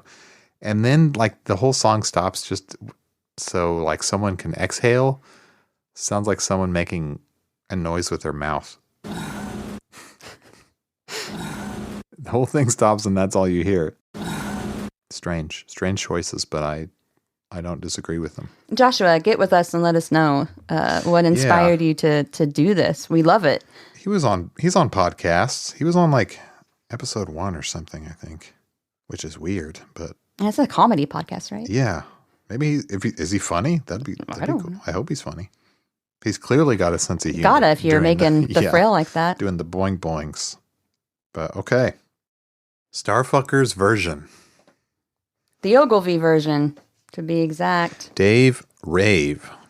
Ogilvy, your favorite producer from Call Me Maybe, Degrassi, other things, and Skinny Puppy. I really like his work with Nin. According to Manson, he was just kind of a bum who played video games all the time at Nothing Studios. Sounds based to me, honestly. Look, if I'm getting paid to just hang out with Trent Reznor and play video games, and then I have to work with Manson, I'd be like, ugh. In between video games, he was doing some of the hardest production you ever heard. So I think he earned Reznor it. himself has even said, if I wasn't always busy playing video games, I could have made double the amount of albums I have by now. Yeah, but what about Quake, though? Okay. Anything we need to know about the Ogilvy version? I don't have anything in particular. All right. Do you? It might be my favorite of the three. It's a beautiful life. Oh, oh. Right off the bat, I was hooked by that synth patch. I was hooked. I loved it. Don't care if it's cheesy.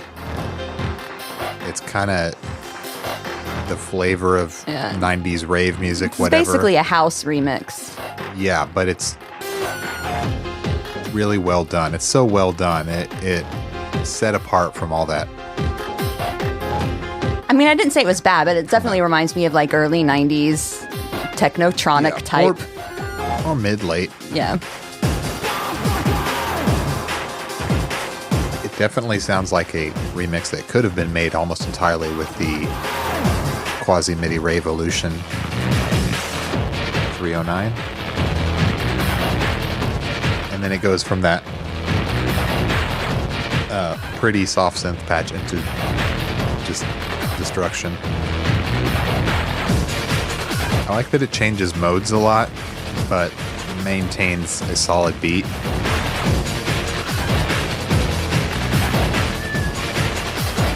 If you hear a cat meowing, that's not the remix. That's Oscar. I wish more cats were added in. And this one has a lot more. This is the only one of the three, I think, that has straightforward, like, lyrical presentation.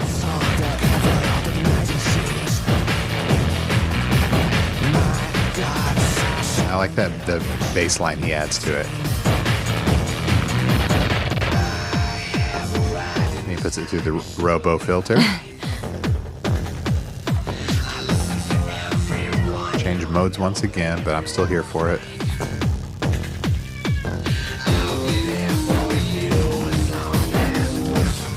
That's why they call him Rave. I'm twirling glow sticks to this right now, though. Yeah, Blake just took a hit of E. Of E, baby. Great. Get to deal with this mess. No, I dig this. I still dig it.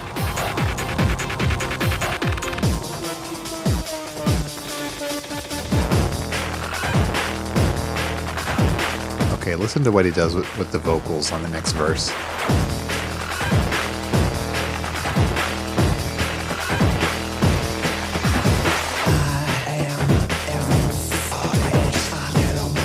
So Clouser chopped them all up, right? Mm-hmm. He chops them up even further. It's like, let's take the glitchy vocals and make them more glitchy.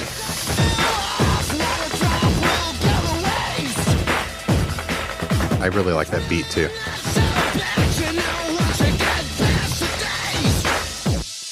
Boom.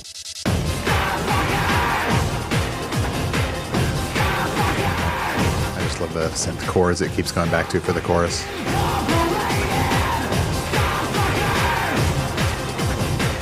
This one's never boring. I mean, it keeps that beat going.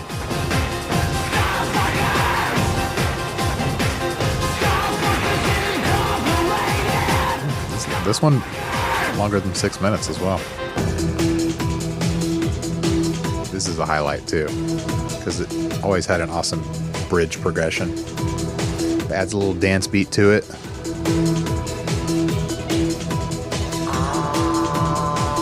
You can't see it, but I've got my low slung, ginormous jeans on. I got a Jinkos. pacifier necklace. I got a big Dr. Seuss hat, I was gonna say oversized hat. and I'm dancing around. I like these bass lines that he adds under.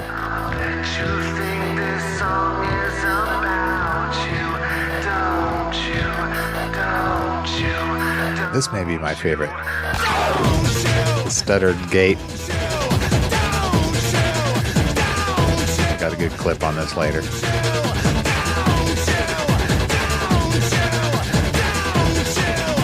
He extends the don't you, I think, by about 12 more don't yous.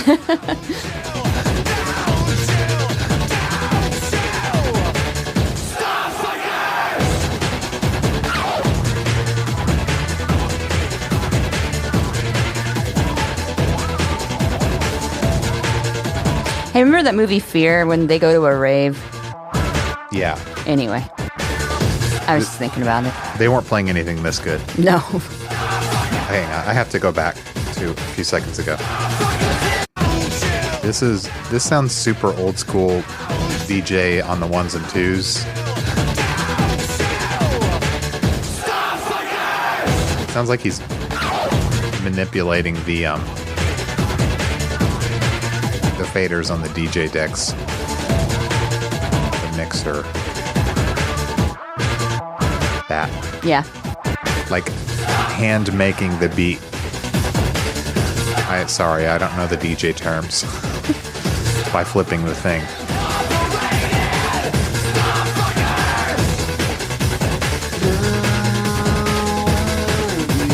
I like the way he does the Now I Belong part too. And the way it ends on it.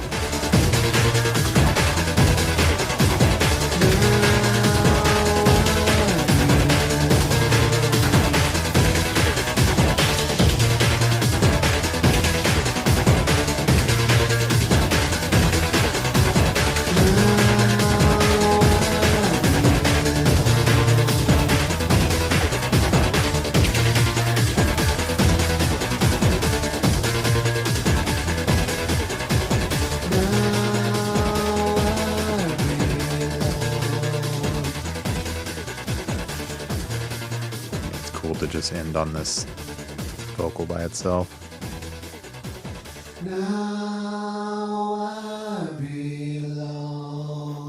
It's almost pretty. If we had to just keep one Starfuckers version on this instead of having 3, would that be the one you pick to keep? Maybe. It might be mine. Although I am also partial to another one. It's a hard choice. So that gated 16th note thing you're hearing throughout most of the end.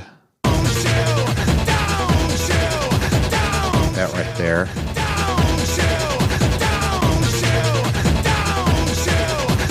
I was like, how did he create that? Oh, it's really simple.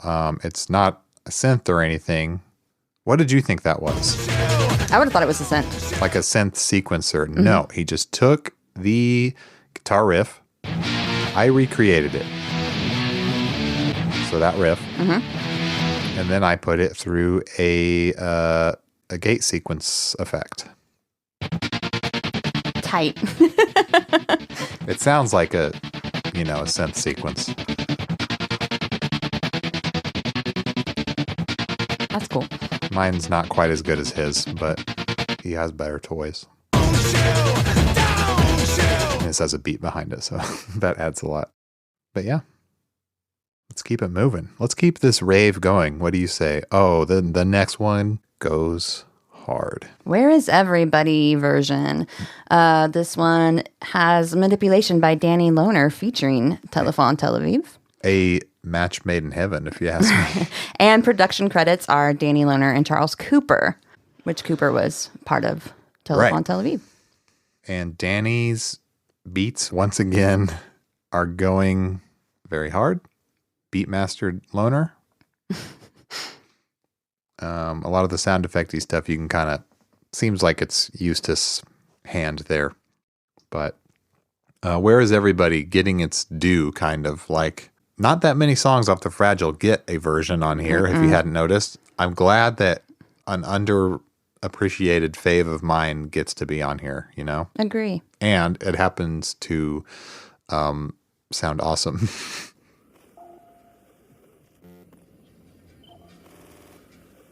It takes you across like an emotional spectrum. It's so chill to start with.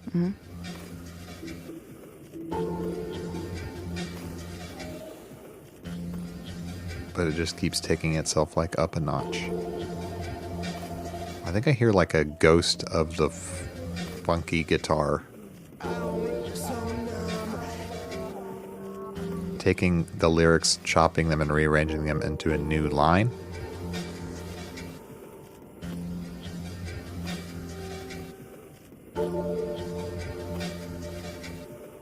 You like this one? Yeah.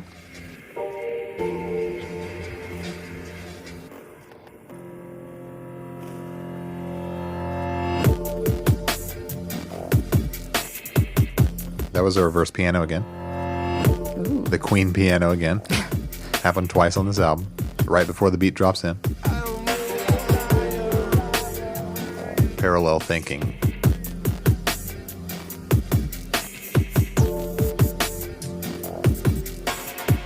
Yeah, you think this beat goes hard, but it hasn't even started.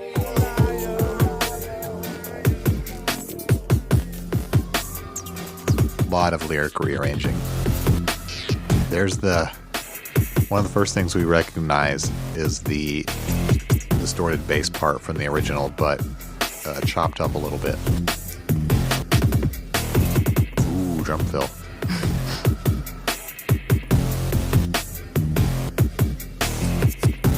Drums kind of their time, maybe. But I still like them, but I'm old. So they're doing this.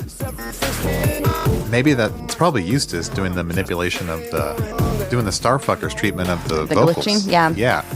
Glitched out like Clouser did on Starfuckers. I like it. A lot of vocal manipulation.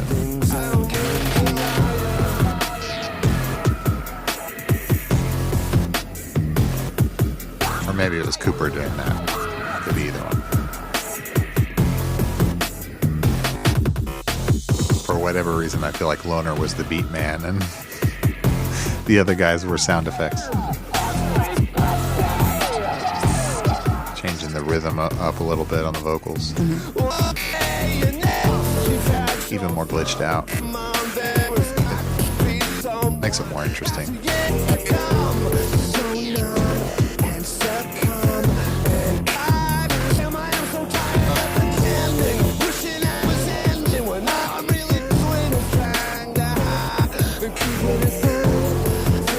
Kind of like the Wretched remix where the chorus is delayed until way later. Yeah, this is where it goes completely ham.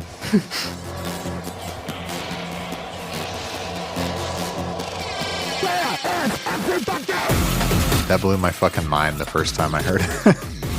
Like, wait, it's so sped up.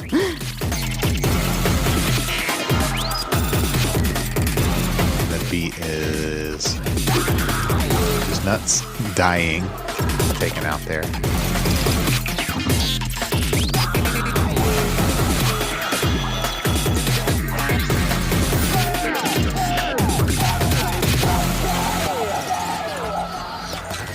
Another breakdown. A lot of those little sounds we're hearing, similar to the Frail. Okay, This is why. Taking the rhyming portion and double timing it. Nuts. Nice. Doing the Robo voice, Doing the great Daft Punk choice. Robo voices. Great choice. Even if it dates it, once again, I don't care. I mean, even the beats are kind of jungly, right? They're kind of drum and bassy. Maybe. A little. I'm still not great with like what the different genres are. I'm not going to pretend that I know. Yeah, I'm not a techno expert. Yeah. I think an expert would tell us that we're misusing the term techno. Oh, definitely. Or EDM? What should we say now? I don't even know. No idea. It's electronic to me. I just like it. Okay, I knows what I likes. I get down to this. Only good things to say about this version. No complaints. Love that ends on that bendy, distorted guitar part. Thoughts? No, I don't have anything to add. I enjoy it. I am a Where Is Everybody version enjoyer. It's kind of just kind of chill still, even though it goes ham. Yeah, in some places it's a weird experience. Be both chill and ham at the same time somehow. Yeah. I don't think I guess I didn't feel the need to pull any clips. It just really speaks for itself. There was nothing that I could enhance by like isolating it poorly with AI. Are we ready to move on to Metal? Hell yeah. The cover, the Gary Newman cover. Yeah, one of the first things that I guess Trent did in Nothing Studios, right? In the Fragile sessions in that era, one of the first things he worked on. Yeah, because I think Alan Mulder was like, there was like one song and then one of them was a cover. So it wasn't even like...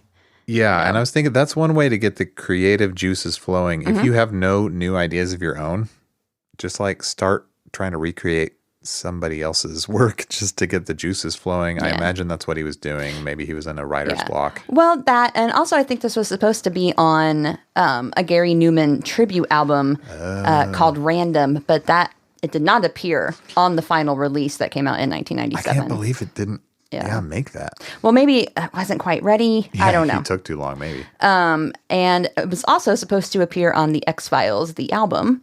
But there have been reports that Reznor withdrew the song because Filter was included. Oh, wow. So, Petty King. They were still in the petty era. It's okay. It happens to all of us. Things are okay now. Yeah. We all go through our petty eras. It's okay. Yeah. Fun fact, I was wondering who else covered this, and I discovered a crossover with another artist that a lot of our listeners love, Poppy. Yes. Released this as a single in 2018. Do you have a little snippet of it? Yeah, I should play a little bit of Poppy. It's a very different feel, I must say.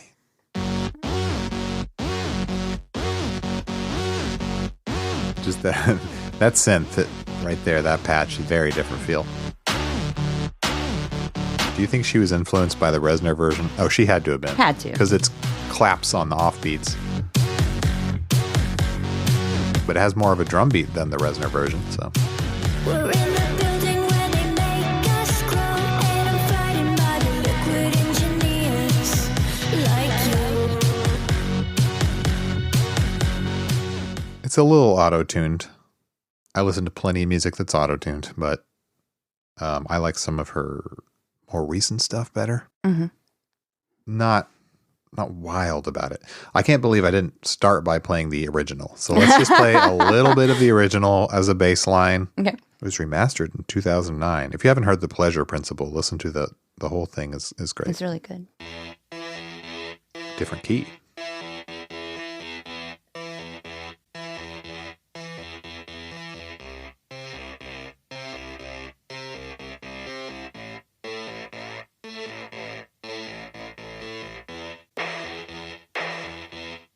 Oh, I guess the claps on the upbeats is a thing that came from the original.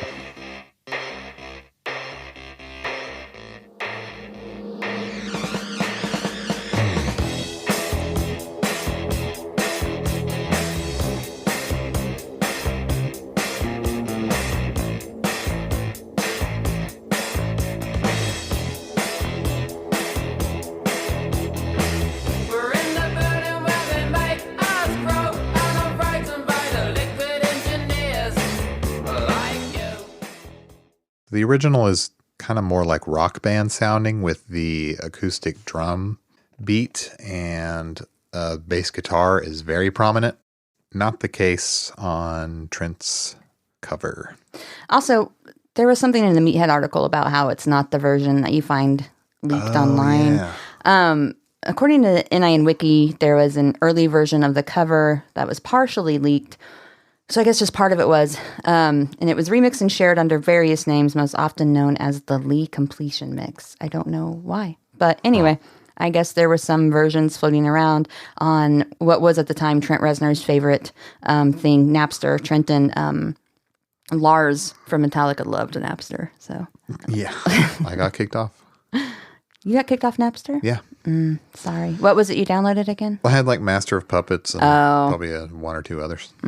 I think I just used it to download songs by, I think the group was called Vaginal Discharge. Oh, wait, weren't they from like freaking Joplin? I think so, right?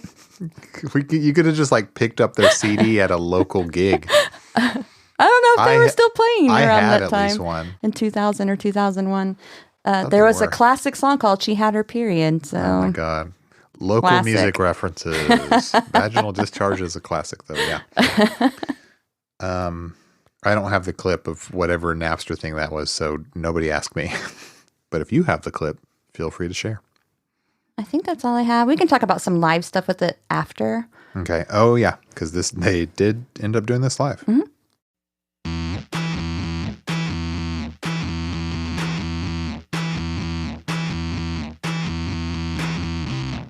Bass, maybe a bass guitar. Distorted to hell, of course. Little atmospheric sample that we'll get to later that adds a good texture to it. The pace is picked up a bit, which I think Yes. helps it because it lacks the energetic drum beat. We're in the building where they make us grow, and I'm frightened by I like the little whisper that's over the top of his vocal. Really good vocal performance on this cover. I think that's its strong point. One of the strong points. It's sure to fail. I could crawl around the floor just like I'm real, like you. He adds a lot of drama to the vocal. You know what I mean? The sound of metal, I want to be you. I should learn to be a man like you. Emotional depth. What's my Mallory Heart? I don't know. I thought I had mistyped that. 'cause Capital Mallory like the name. Yeah. Okay, that's going to bother me. Hey, Brits, what's a Mallory Hart?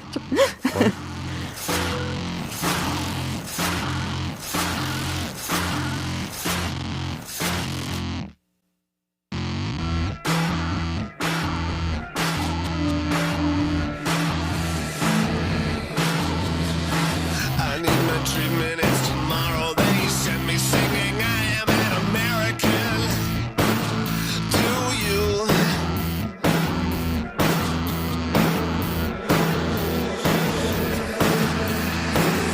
Picture this if I should make the change. I'd love to pull the wires from the wall. Did you?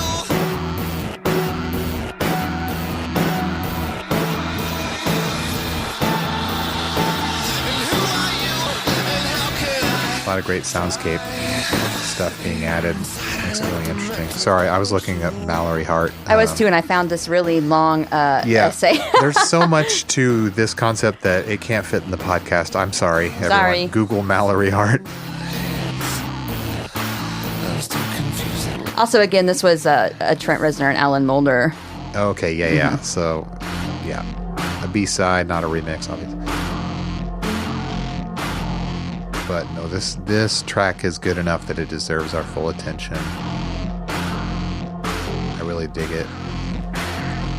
Yeah, it might be one of my favorite Nin covers. I love this, and I love Dead Souls, and I love Get Down, Make Love. Yeah. I probably like this better than Dead Souls. How dare you? I wasn't a huge Dead Souls enjoyer. You're not a big Joy Division enjoyer in general. Would you say that? Yeah, not huge on them. Yeah, New Order are better. Yeah, I mean, I'm going to like New Order better, too. They're a lot more pleasant to listen to. Okay, he makes the song way longer. At this point in the Gary Newman original, the song kind of fades out and metal is done. He's adding stuff from another Gary Newman song. We'll get to that. Mm-hmm. It's like a Gary Newman mashup, which is Kinda, pretty cool. yeah. And he just lets it ride out instrumentally for, let's see, how long? This is about 7 minutes long total. Damn. Yeah. Really indulgent, but still really cool. Keeps your attention. There's so much instrumentally going on. That little synth string patch straight out of the Newman playbook. Like that key, that ascending key there.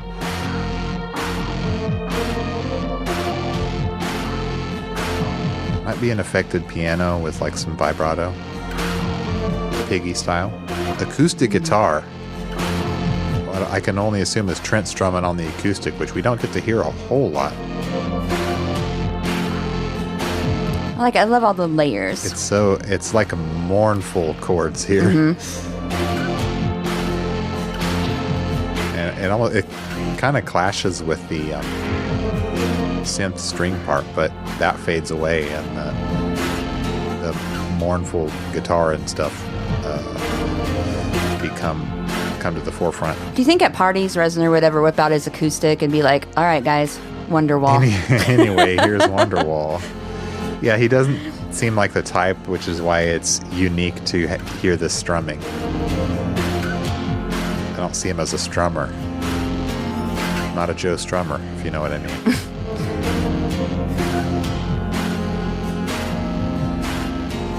That clap, though, it really takes us through the whole 7 minutes almost.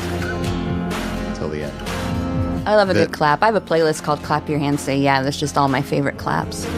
Nice. I have a playlist for like almost everything. Got to mention the mournful cello as well. Cello is huge in this era. It was his drone era. It was his cello era. It was his pluck era. And his ukulele era. Yeah. I like that electronic kick drum that we're still hearing thumping.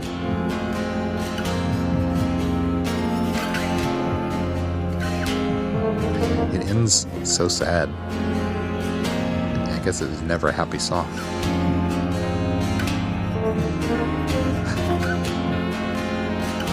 What's that, Blake? Saxophone. I think I only recently realized it's probably Trent playing the saxophone. Last night he yelled out, saxophone! Trent's playing the sax. I always knew it was there. I just never Never thought about it. Yeah, and It really sounds like something from Low when that comes in. Like one of the sad instrumentals off of Low with sax. So a real tribute to his influences, both Bowie and Newman here. And then it fades away. We don't get a lot of fades in Nine Inch Nails, but they happen. So before you do Clips Corner, do you want to tell us about the samples that were used? Yes, or I the other do. references to the other Gary Newman songs? Yep, I do have clips. This is part of Clips Corner. So he mashes metal up with a song from the same album called M.E., Me. And by the way, Me was sampled on a little electronic dancey track that gained a little bit of traction by Basement Jaxx called Where's Your Head At? Was that on Tomb Raider? Yes. Also on the Tomb Raider soundtrack I had with Deep.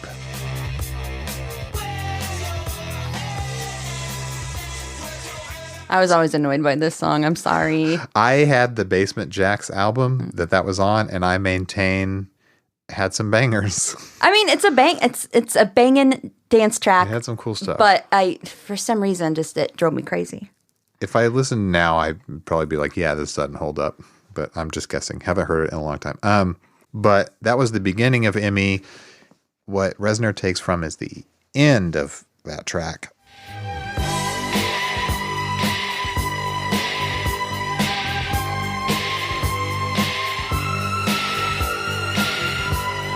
That synth string patch there. This is what he copies, but in a different key.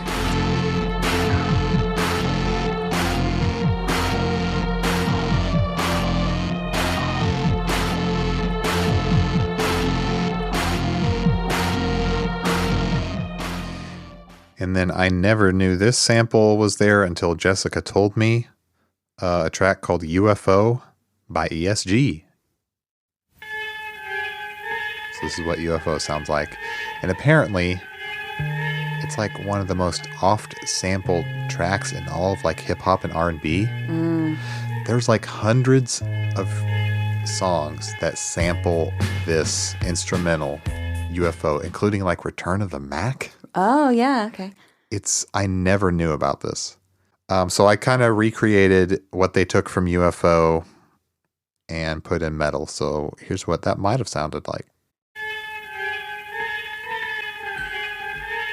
Take this part, pitch it down.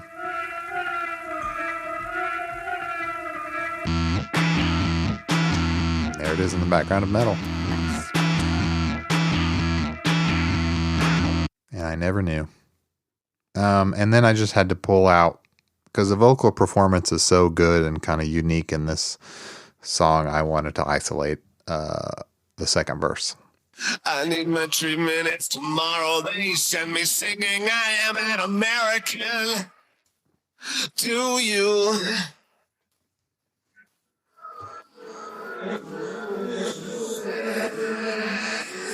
Picture this if I should make the change. I'd love to pull the wires from the wall. Did you? It's getting mad. Good anger. Backward. I like that. And who are you? And how can I try? Inside of the metal, don't you? I think he makes the melodies a little more interesting in his version. I think so too. I like Gary Newman, but Yeah. That's confusing with me. Yeah, the Newman one keeps it kind of more constant, Yeah. the melody throughout. it definitely is. And Trent changes it up here. Okay. So yeah, it's been played live. I think it was first played live on the Ninja Tour, maybe for the first time, according to Nyan Wiki.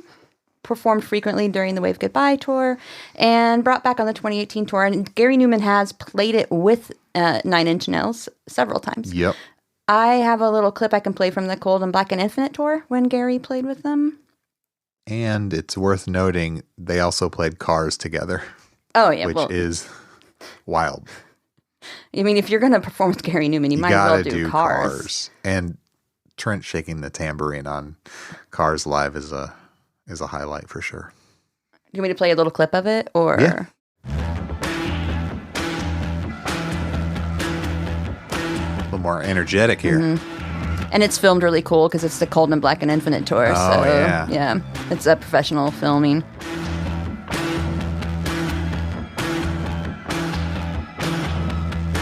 We're in the bounty where they make us grow, and I'm frightened by the liquid engineers like you. He's still got it Yeah. vocally. Yeah. Still sounds like that young little bratty kid. Yeah. My battery heart is so terrified. I could crawl around the floor just like I'm real like you. Man, I would have loved to be at this show. Yeah. Trent's doing some cool dances. Hell, drum kit. Yep. Sounds so good. All in my dream that tomorrow they send me singing I am an American.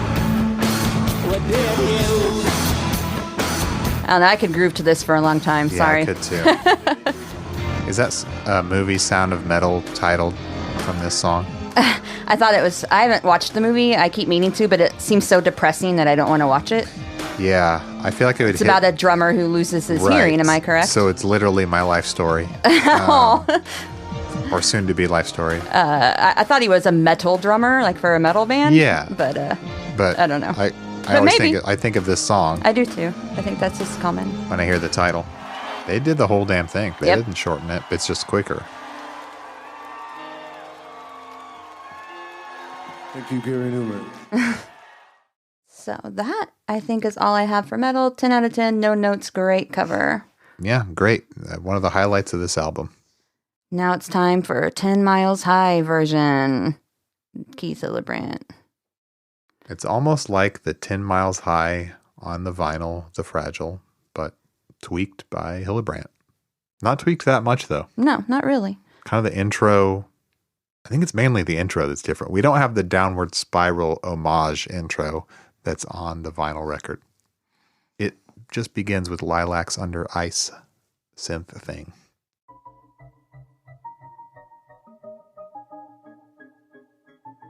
We were blasting this last night out of the living room stereo, and I was like, this does rock.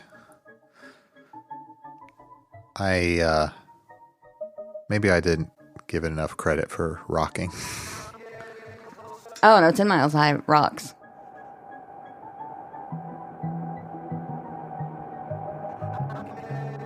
It is super vibey. And I was stone sober, but definitely getting the stoner rock vibes off of it last night, like you've talked about. You can kind of disassociate to it. Yeah, It's super definitely. repetitive, but I guess that's good for dissociation. Yes. As someone who used to enjoy gummies and disassociating, yes. Right. Yeah, you really zone out to this. So, funny story. A long time ago, medicinal marijuana has been legal in Missouri for a while. And my sister gave me a roll. And so this was like first year pandemic. Yeah. So I was at home by myself. And I was like, I'm going to smoke and listen to Queens of the Stone Age. yeah. So I smoked a little tiny bit because it doesn't take much. And I don't like smoking, but Yeah. I smoked a little tiny bit. And then I was just blasting Queens. And Blake came in and he looked at the record player and then looked I at came me. home and I could hear like Queens of the Stone Age blasting from outside the door. It was so loud. It's like, this is not normal. And he comes in and he looks at the record player and he kind of sniffs the air and looks at me and he goes, Jesse Ann, are you high? It smelled like weed in there. I knew instantly. You're blasting stoner rock. What the hell is happening? I smelled it. And I was just dying. With edibles, you can't smell it, but there was no hiding what you were doing. And this is, I don't know how much more commentary I have. This is the third time we've covered 10 Miles High on this podcast. I will say the Fragile era is very repetitive as far as releases go. A lot of the same songs were covered previously from Yeah. Halo 15, you know. Anyway, which is kind of a bummer because we know there's a lot of unreleased content that Yeah. there could have been used instead mean- of the same. It's a good thing we got deviations way later. But I think what's unreleased is just sketches of things, you know, instrumentals.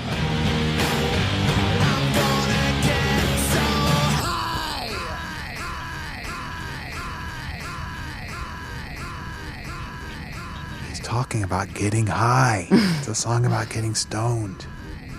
Or he's talking about climbing a mountain or something. Okay. Or flying in a plane. See our the Fragile miniseries where I isolate vocal stuff going on, like this weird bridge with, speaking of mysterious female vocals, this might be the Kim Pravas, but we talked about that in an earlier episode. You can barely hear it back there. Still want to see it done live. Yeah, that'd be really cool. But now he's probably like, I miss my window on that. It's never too late, Trent. That's right. Just like it was never too late for Fashion or I'm Afraid of Americans Live. Sunspots. Everything was not too late for everything. We all thought it was.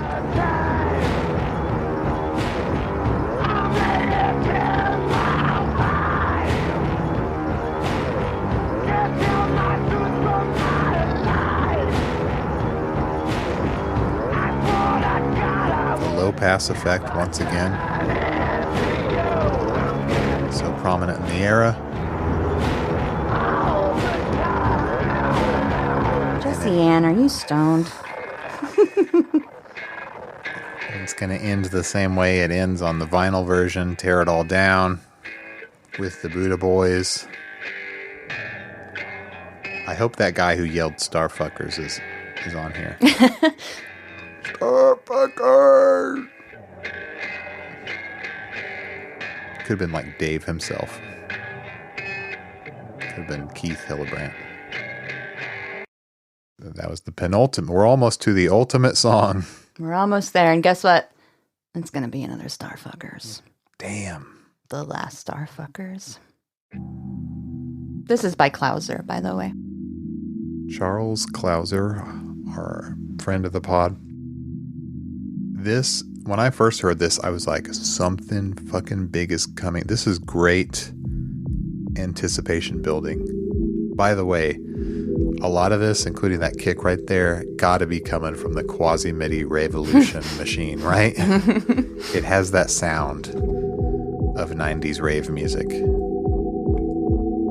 But I love the way it uses etherealizes the bridge of Starfuckers more so than it already was. It has this thumping 4 on the floor bass that just says something is coming. It's building to what it builds to is completely not what I expected. It builds to a complete noise explosion. And this is an almost entirely instrumental Starfuckers version.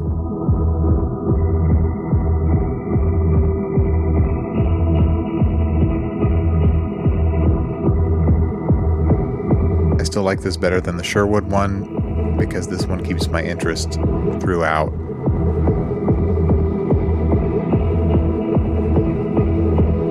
Doesn't bore me at any point really. But I still probably give the edge to the Ogilvy one.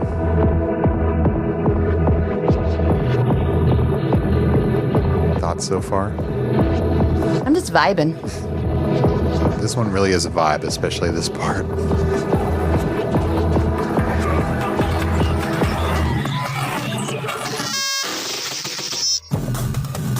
Super bit crushed, but it's the bit crushed revolution.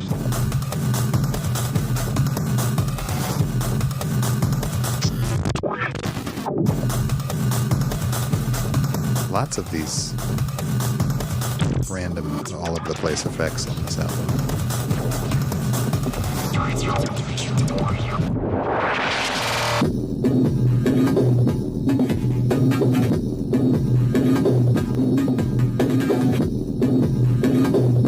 I don't know if this is like the Starfuckers beat rearranged or if it's wholly original. It's hard to say.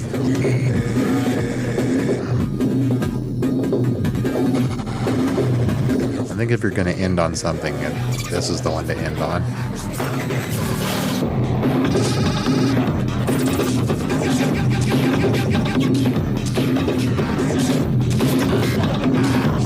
We almost get some lyrics, but not quite.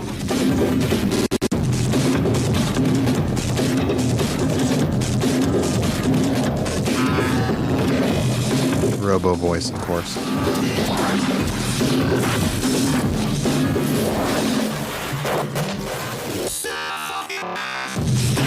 There we go.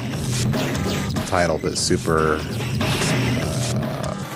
Robo 5. That's hard to even comment because it's just electro noise vibes, you know?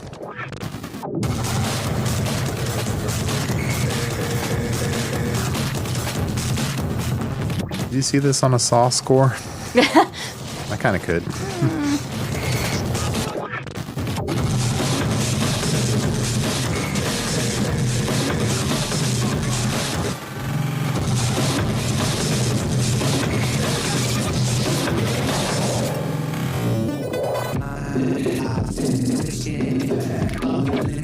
Okay, there are vocals, but they're just really, really messed with. Once again, he's glitching them out even further than he already did.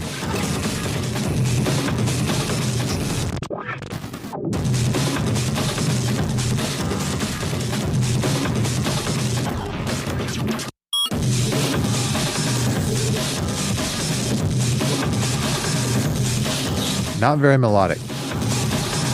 This one is mostly based around drums and noise.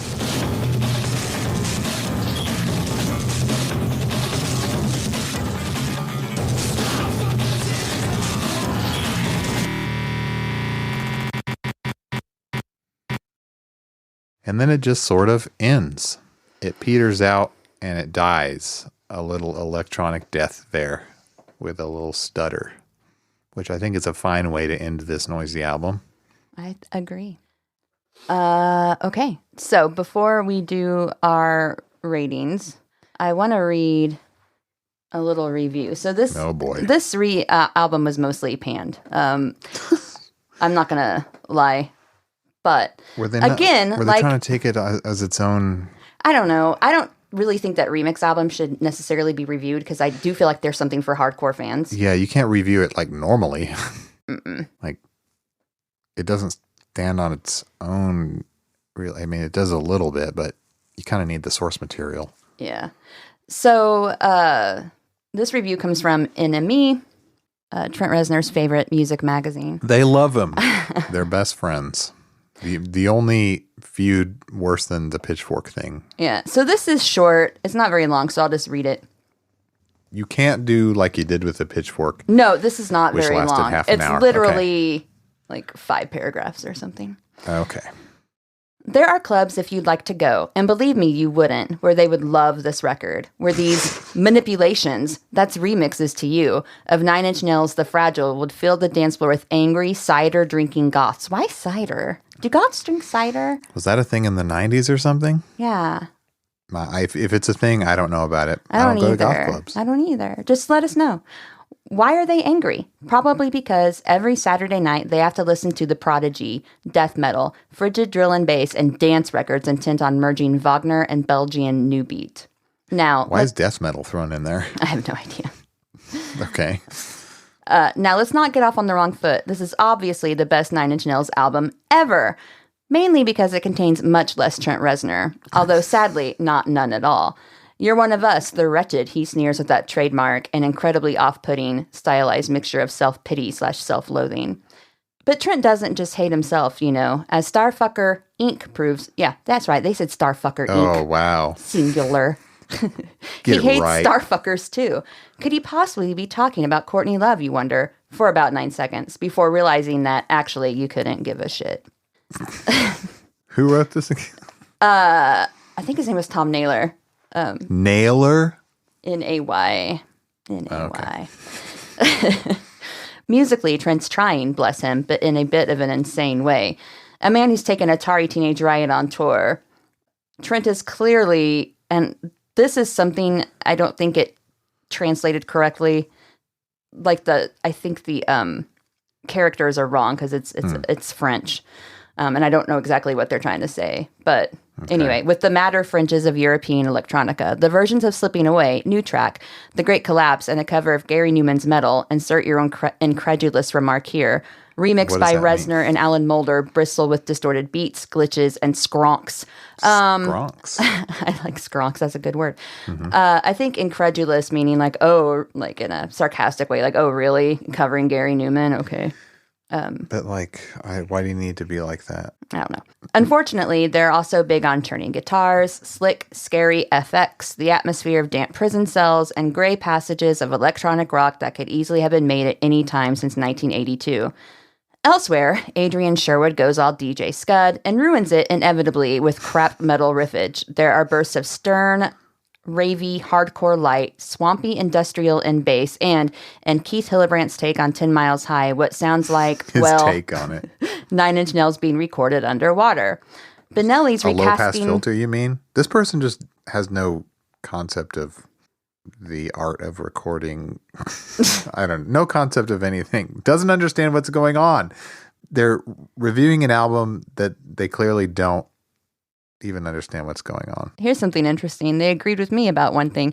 Benelli's recasting of The Frell as a collaboration between Michael Nyman and Aphex Twin is the truly great moment. I do think that's a really great moment. Okay. Slagging off this record, however, will only feed Reznor's paranoia. It could even encourage him to make another one. A 10 out of 10 then, definitely. So they gave it a sarcastic 10 out of 10. You can't, I don't know how serious this publication is, but you can't give a sarcastic good rating. Well, no, but It sounds like a person who is maybe 17 writing this, I don't know. I just feel like sometimes people are like, let's take down the big bad rock star. but they're not even doing that well. Like, it's not well written on its face. That's what makes me think it's someone who is new at this, new at music criticism. Maybe that's the case here. Maybe. I don't know. There's just a lot of snark in the 90s and the aughts. Yeah, what a shitty It's time. a weird time. People were like ironic, and then you'd be like, are you serious or ironic? And you'd be like, shit, I don't even know anymore. I really don't. I think that's a Simpsons That joke. is from The Simpsons. Yeah. No, but I just don't. There's nothing. I can't criticize the review because it's like it's not even wrong. It's past the point of being wrong. Like, it's just misguided. I think it's just a bad attempt at humor. I don't know. It has to be funny. Like, if you have to be funny is the thing. That's the only rule. If you're trying to do humor, you actually have to be funny. I don't know, make fun of his outfits or something. Even that would be pretty hackneyed by this point. But reviewer did not understand the assignment. I don't know. I just hate how goths are always an easy target in these reviewers' minds. And they that's also seem to think hackneyed. that's all who listens to Nine Inch Nails are just Yeah, but Goths. they don't understand what goth subculture is. no. Clearly. Okay. So I don't want to go on and on about that. But our rating, Blake, you want to go first? Yeah. So we rate every Halo in inches out of 9. And I gave it 9 inches. 9 out of 9. Despite It's very important 3 to me. remixes of Starbucks. I like 2. And I like one of them a lot. But as I said from the beginning, you can't fault me for my perfect rating because I was biased from the beginning. Full bias on display. That's right. We never claim to not be It biased. meant a lot to me. and it holds up. That's the thing. There are records that meant a lot to me when I was young that don't hold up. I was pleasantly surprised to find that this one did. But what'd you give it? I'm going to give it a 7.5 inches out of 9. I mean, I think it's good. I love Slipping Away. I love the Frail version so much. And Metal. Those are my top 3 tracks. The Great Collapse would come in like in 4th probably. Okay.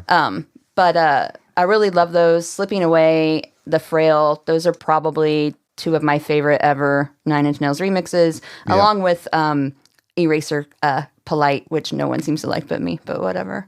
I like it. Thank you. And I love the cover of Metal, but too much Starfuckers. Just way too much Starfuckers. I feel like there are so many songs that could have been done. Yeah. And I think that's actually what our next Patreon bonus will be.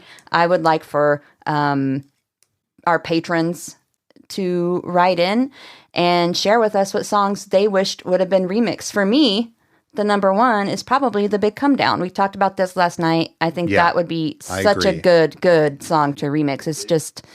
As far as I know, there's no remix exists, unless there's fan remixes probably exist, obviously. Yeah. So what I'm going to say is if you could replace we'll leave one Starfuckers version on there, but if you could replace two songs, 2 versions, what Starfuckers version would you keep? And then what 2 songs would you replace it with? And it could be any songs from the Fragile era. And if you want to get rid of all Starfuckers versions, you can. You can. Which ones were left out? And if there are remixes, even fan mixes that we don't know about, if you made one, let us know. Yep. Send it and tell us. I want to know everyone's like favorites and least favorites off of this. But yeah, which, because there's 23 tracks on the Fragile. Very few of them made it onto this, obviously. But Big Come Down has got to be toward the top of my list. That'd be such a good one. I also think Complication, because it's got that cool... It made it into Complications of the That's Flesh. true. That's true. It did make it into a mashup, so you're right. And I even said Even Deeper last night when we were talking. So yeah, I would make it like Even Deeper, so chill. I would maybe make it like more in a more exciting vibe. It's chill and sparse, so I feel like you could do a lot with it. I wanted to ask you favorite, because you listed your top 3, but could you pin it down to 1 favorite and 1 least favorite? Well, we know your least favorite is Sherwood Starfuckers, is that right? Yeah, I would go with the Sherwood Starfuckers as my least favorite. Probably my favorite is the Frail version. Okay. I think it's lovely and surprising and unexpected and just a very interesting take on the remix. And now I'm like, oh, duh, it might have been inspired by that New Order remix that I hate, but this is done way better. Yeah. And also it's like you said, it's like almost like a new song. I mean, it was completely new. So Like a cover. It's a cover, basically, rather than a remix. yeah, I just think it's really, really good. My favorite is Slipping Away. The album's front loaded. But yeah, easily Slipping Away. Amazing. Least favorite, Sherwood's version of Starfuckers. Yeah. I don't think there's nothing I dislike on here, actively dislike, other than the Sherwood Starfuckers. And that I don't even super actively dislike. I'm just not that interested. Yeah. Actually, I'm going to bump my rating up to an 8. Yeah. Okay. I think we need to. I don't do halves as a rule. I make myself land on a whole. Yeah. I don't want to be a withholding prick like a Pitchfork reviewer. I'm still not over how they gave Lana's Norman fucking Rockwell a 9.8. Like, what That's the so fuck? dumb. Just give it a 10. What is the point 2 that's I keeping don't know. you Why are you so withholding? from stupid? Anyway, it's an 8. You could have given it a 7. That I just wanted you to If round. it's a 0.5, I round up. Okay. You always round up. Well, you got to have a reason to. I'm going to round up because of the Frail version. Okay. This album gets a lot of goodwill from me. I mean, I'm not giving it a 13 or because it's a remix album and not, masterpiece that is The Fragile or whatever, but I can't detract anything from it. Yeah, it might be my favorite remix album so far. Yeah, it as I said, it's mine so far. We'll see. Okay, so let's move on and take care of a couple of items of business here. One of them is our Patreon exclusive contest. So we had a patron who donated a really cool prize. That prize being a Help Me I'm in Hellfest t-shirt. Yeah, every month we do a contest to win a piece of merch. It may be nailed merch or official Nine Inch Nails merch. Yep. So I asked the patron who donated the shirt if they would want to think of the contest for it. And they came up with this is a hypothetical situation in which... Let's simplify it. Name a hypothetical Reznor child. Thank you. I was going to get into a weird story. Yeah, mode. we don't need to do that. Look, we've been recording for 3 hours we now. need to- I'm a little tired. We don't want to lose people. So Name the new Reznor child. So we had patron's name, hypothetical Reznor child. I will read the list of names, but we also asked this patron if they would pick the winner. And we asked them not to look at the Patreon channel. And I trust them that they didn't. And we sent them the list of suggested baby names, and they picked the winner. So, okay, how about I read the name and you read the person who submitted it? Okay. Okay. Ziggy Stardust Reznor. Submitted by BBB. Yes, that's what the name is. Next one, Elizabeth Woolridge Grant Reznor. Anywho, I'm seeing Local H on Friday. Fast shaking dude. Yeah. That was That's by Rooker. Rooker. Moving on. Okay, next is Onofrio Bauhaus Reznor. Very good. Thank you, Jack, for that one. That one made me laugh. Onofrio. Should have been Dinner with Jeff Reznor. Jeff Reznor. Okay. Ebony Darkness Dementia Raven Reznor. Nice. Thank you, Jamie. Darkness Dementia is a reference to something, I think, and I feel like I've heard it, but I forgot. Sorry. I'll have to be reminded what the reference is. Do you know? Not off the top of my head. Okay. No. Okay. Corinne Teen Reznor. Teen is spelled T-E-A-N. Thank you, Jim, for that one. Sounds like quarantine. Quarantine Reznor. Okay. Quarantine Reznor. Born in quarantine, maybe? They did have a quarantine baby. That's right, they did. Okay, this one I'm gonna totally F up the pronunciation. How are we supposed to pronounce this? Come on. Okay, okay, hold on. Abezithabu. Wait, that's horrible. Try that. You try Abezithibu Zezbeth. Zezbeth. It's just a bunch of letters. By Siggy. Ah, nice. Thank you, Siggy. Okay, next one. I'm gonna totally More unpronounceable, not unpronounceable, but for us. I don't know if this is Aus Usoking or Us Usoking Mandig Maybe Reznor. Us Usoking. Mandig Reznor by AJ. Thank you. Thank you, AJ. Okay, Slammin' Anvil on My Child, Cold Cut Remix, Mandig Reznor. I do like a parenthetical version on the name. Thank you, Asher, for that one. I think Asher also had a, in the actual Discord, put a joke name that involved the Revolution. I can't remember it. That'd be good. Yeah, it was funny.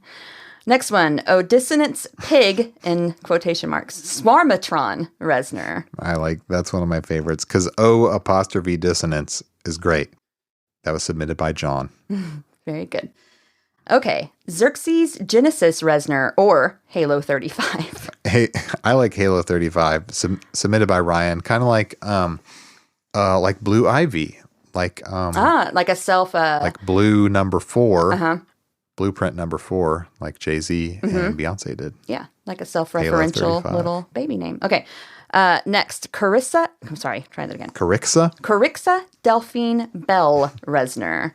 I like Carixa. I think that's a Carixa? cool I've name. never heard that. I haven't either, but I like it. Submitted by Jody. Ah, okay. Next one. Moog Korg Reznor. This is one of my favorites. Moog Korg. Yeah, I would name my kid that. Submitted by Joseph. I would allow you to name a cat that, but not a child. Oh, okay. Next cat name is Moog.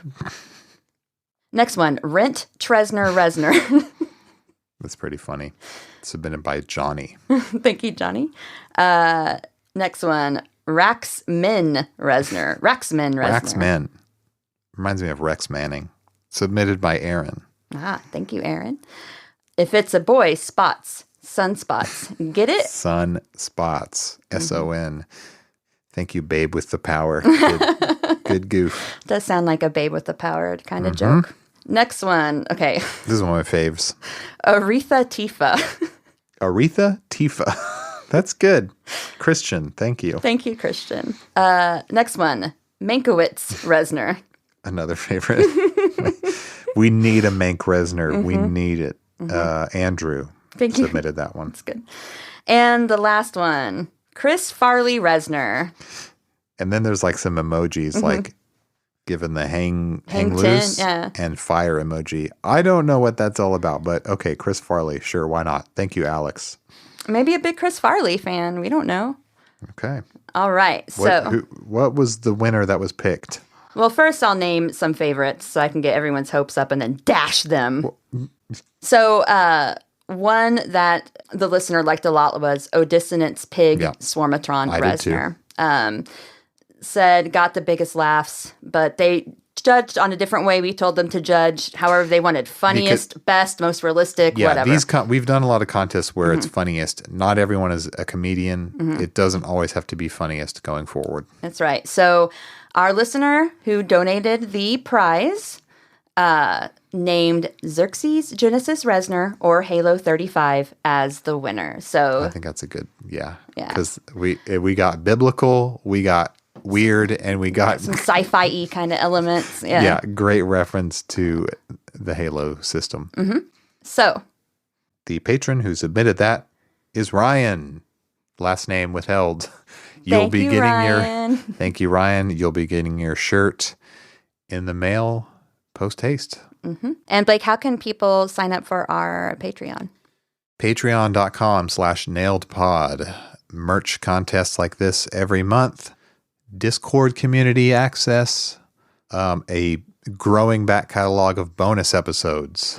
And if you subscribe at the Great Destroyer level, you get to choose a topic for a bonus app. Yeah, and we're going to be doing some listener picked topics in between Fragile and With Teeth eras while we kind of take a break between eras. We'll be doing listener picks That's right. in the bonus feed. So then, like I said, our next bonus up for patrons, definitely just send us your picks for things falling apart. I think our Nintern suggested that in one of our private Yeah, chats, and I think that's a great idea. What the main question is, what deserved to be remixed off of the Fragile that maybe was not? Yes. So send that to Blake. Where can they send that?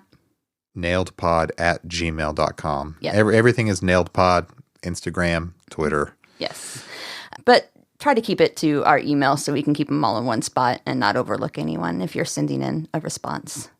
And our next main feed ep, we're going to be starting Halo 17. So we're going to do the CD Holy version of And All That Could Have Been.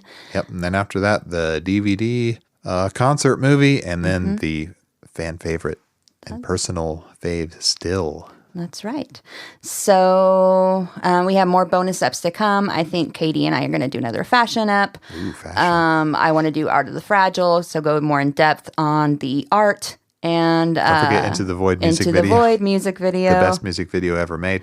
And possibly the Chicago recordings that inspired still. Yes. Got to talk about those. Yep. So that's all I got. As usual, thank you to our intern, Christopher G. Brown, and to our in-house artist, Tyler Snell. And also, thank you to all our patrons. Yeah. Thank you, patrons, and all listeners, obviously. Whether you can pay or not, we really appreciate all the want you support. here. Nailedpod.com. All our stuff is there. Told you this was going to be a super episode. Sorry about the length, although if you're still with us, actually still listening, you are one of the people who likes the long episodes. Many people tell me they do. Yeah. So Sorry they've been kind of short lately, but this will make up for it. I know they do. I feel bad when they're short, but some people like it short.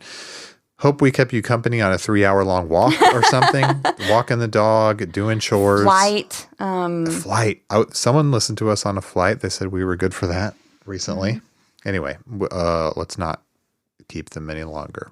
We'll see you next week, I guess, in 2 weeks for the main feed. Thanks, everyone. That was Halo 16. Didn't that make you feel better?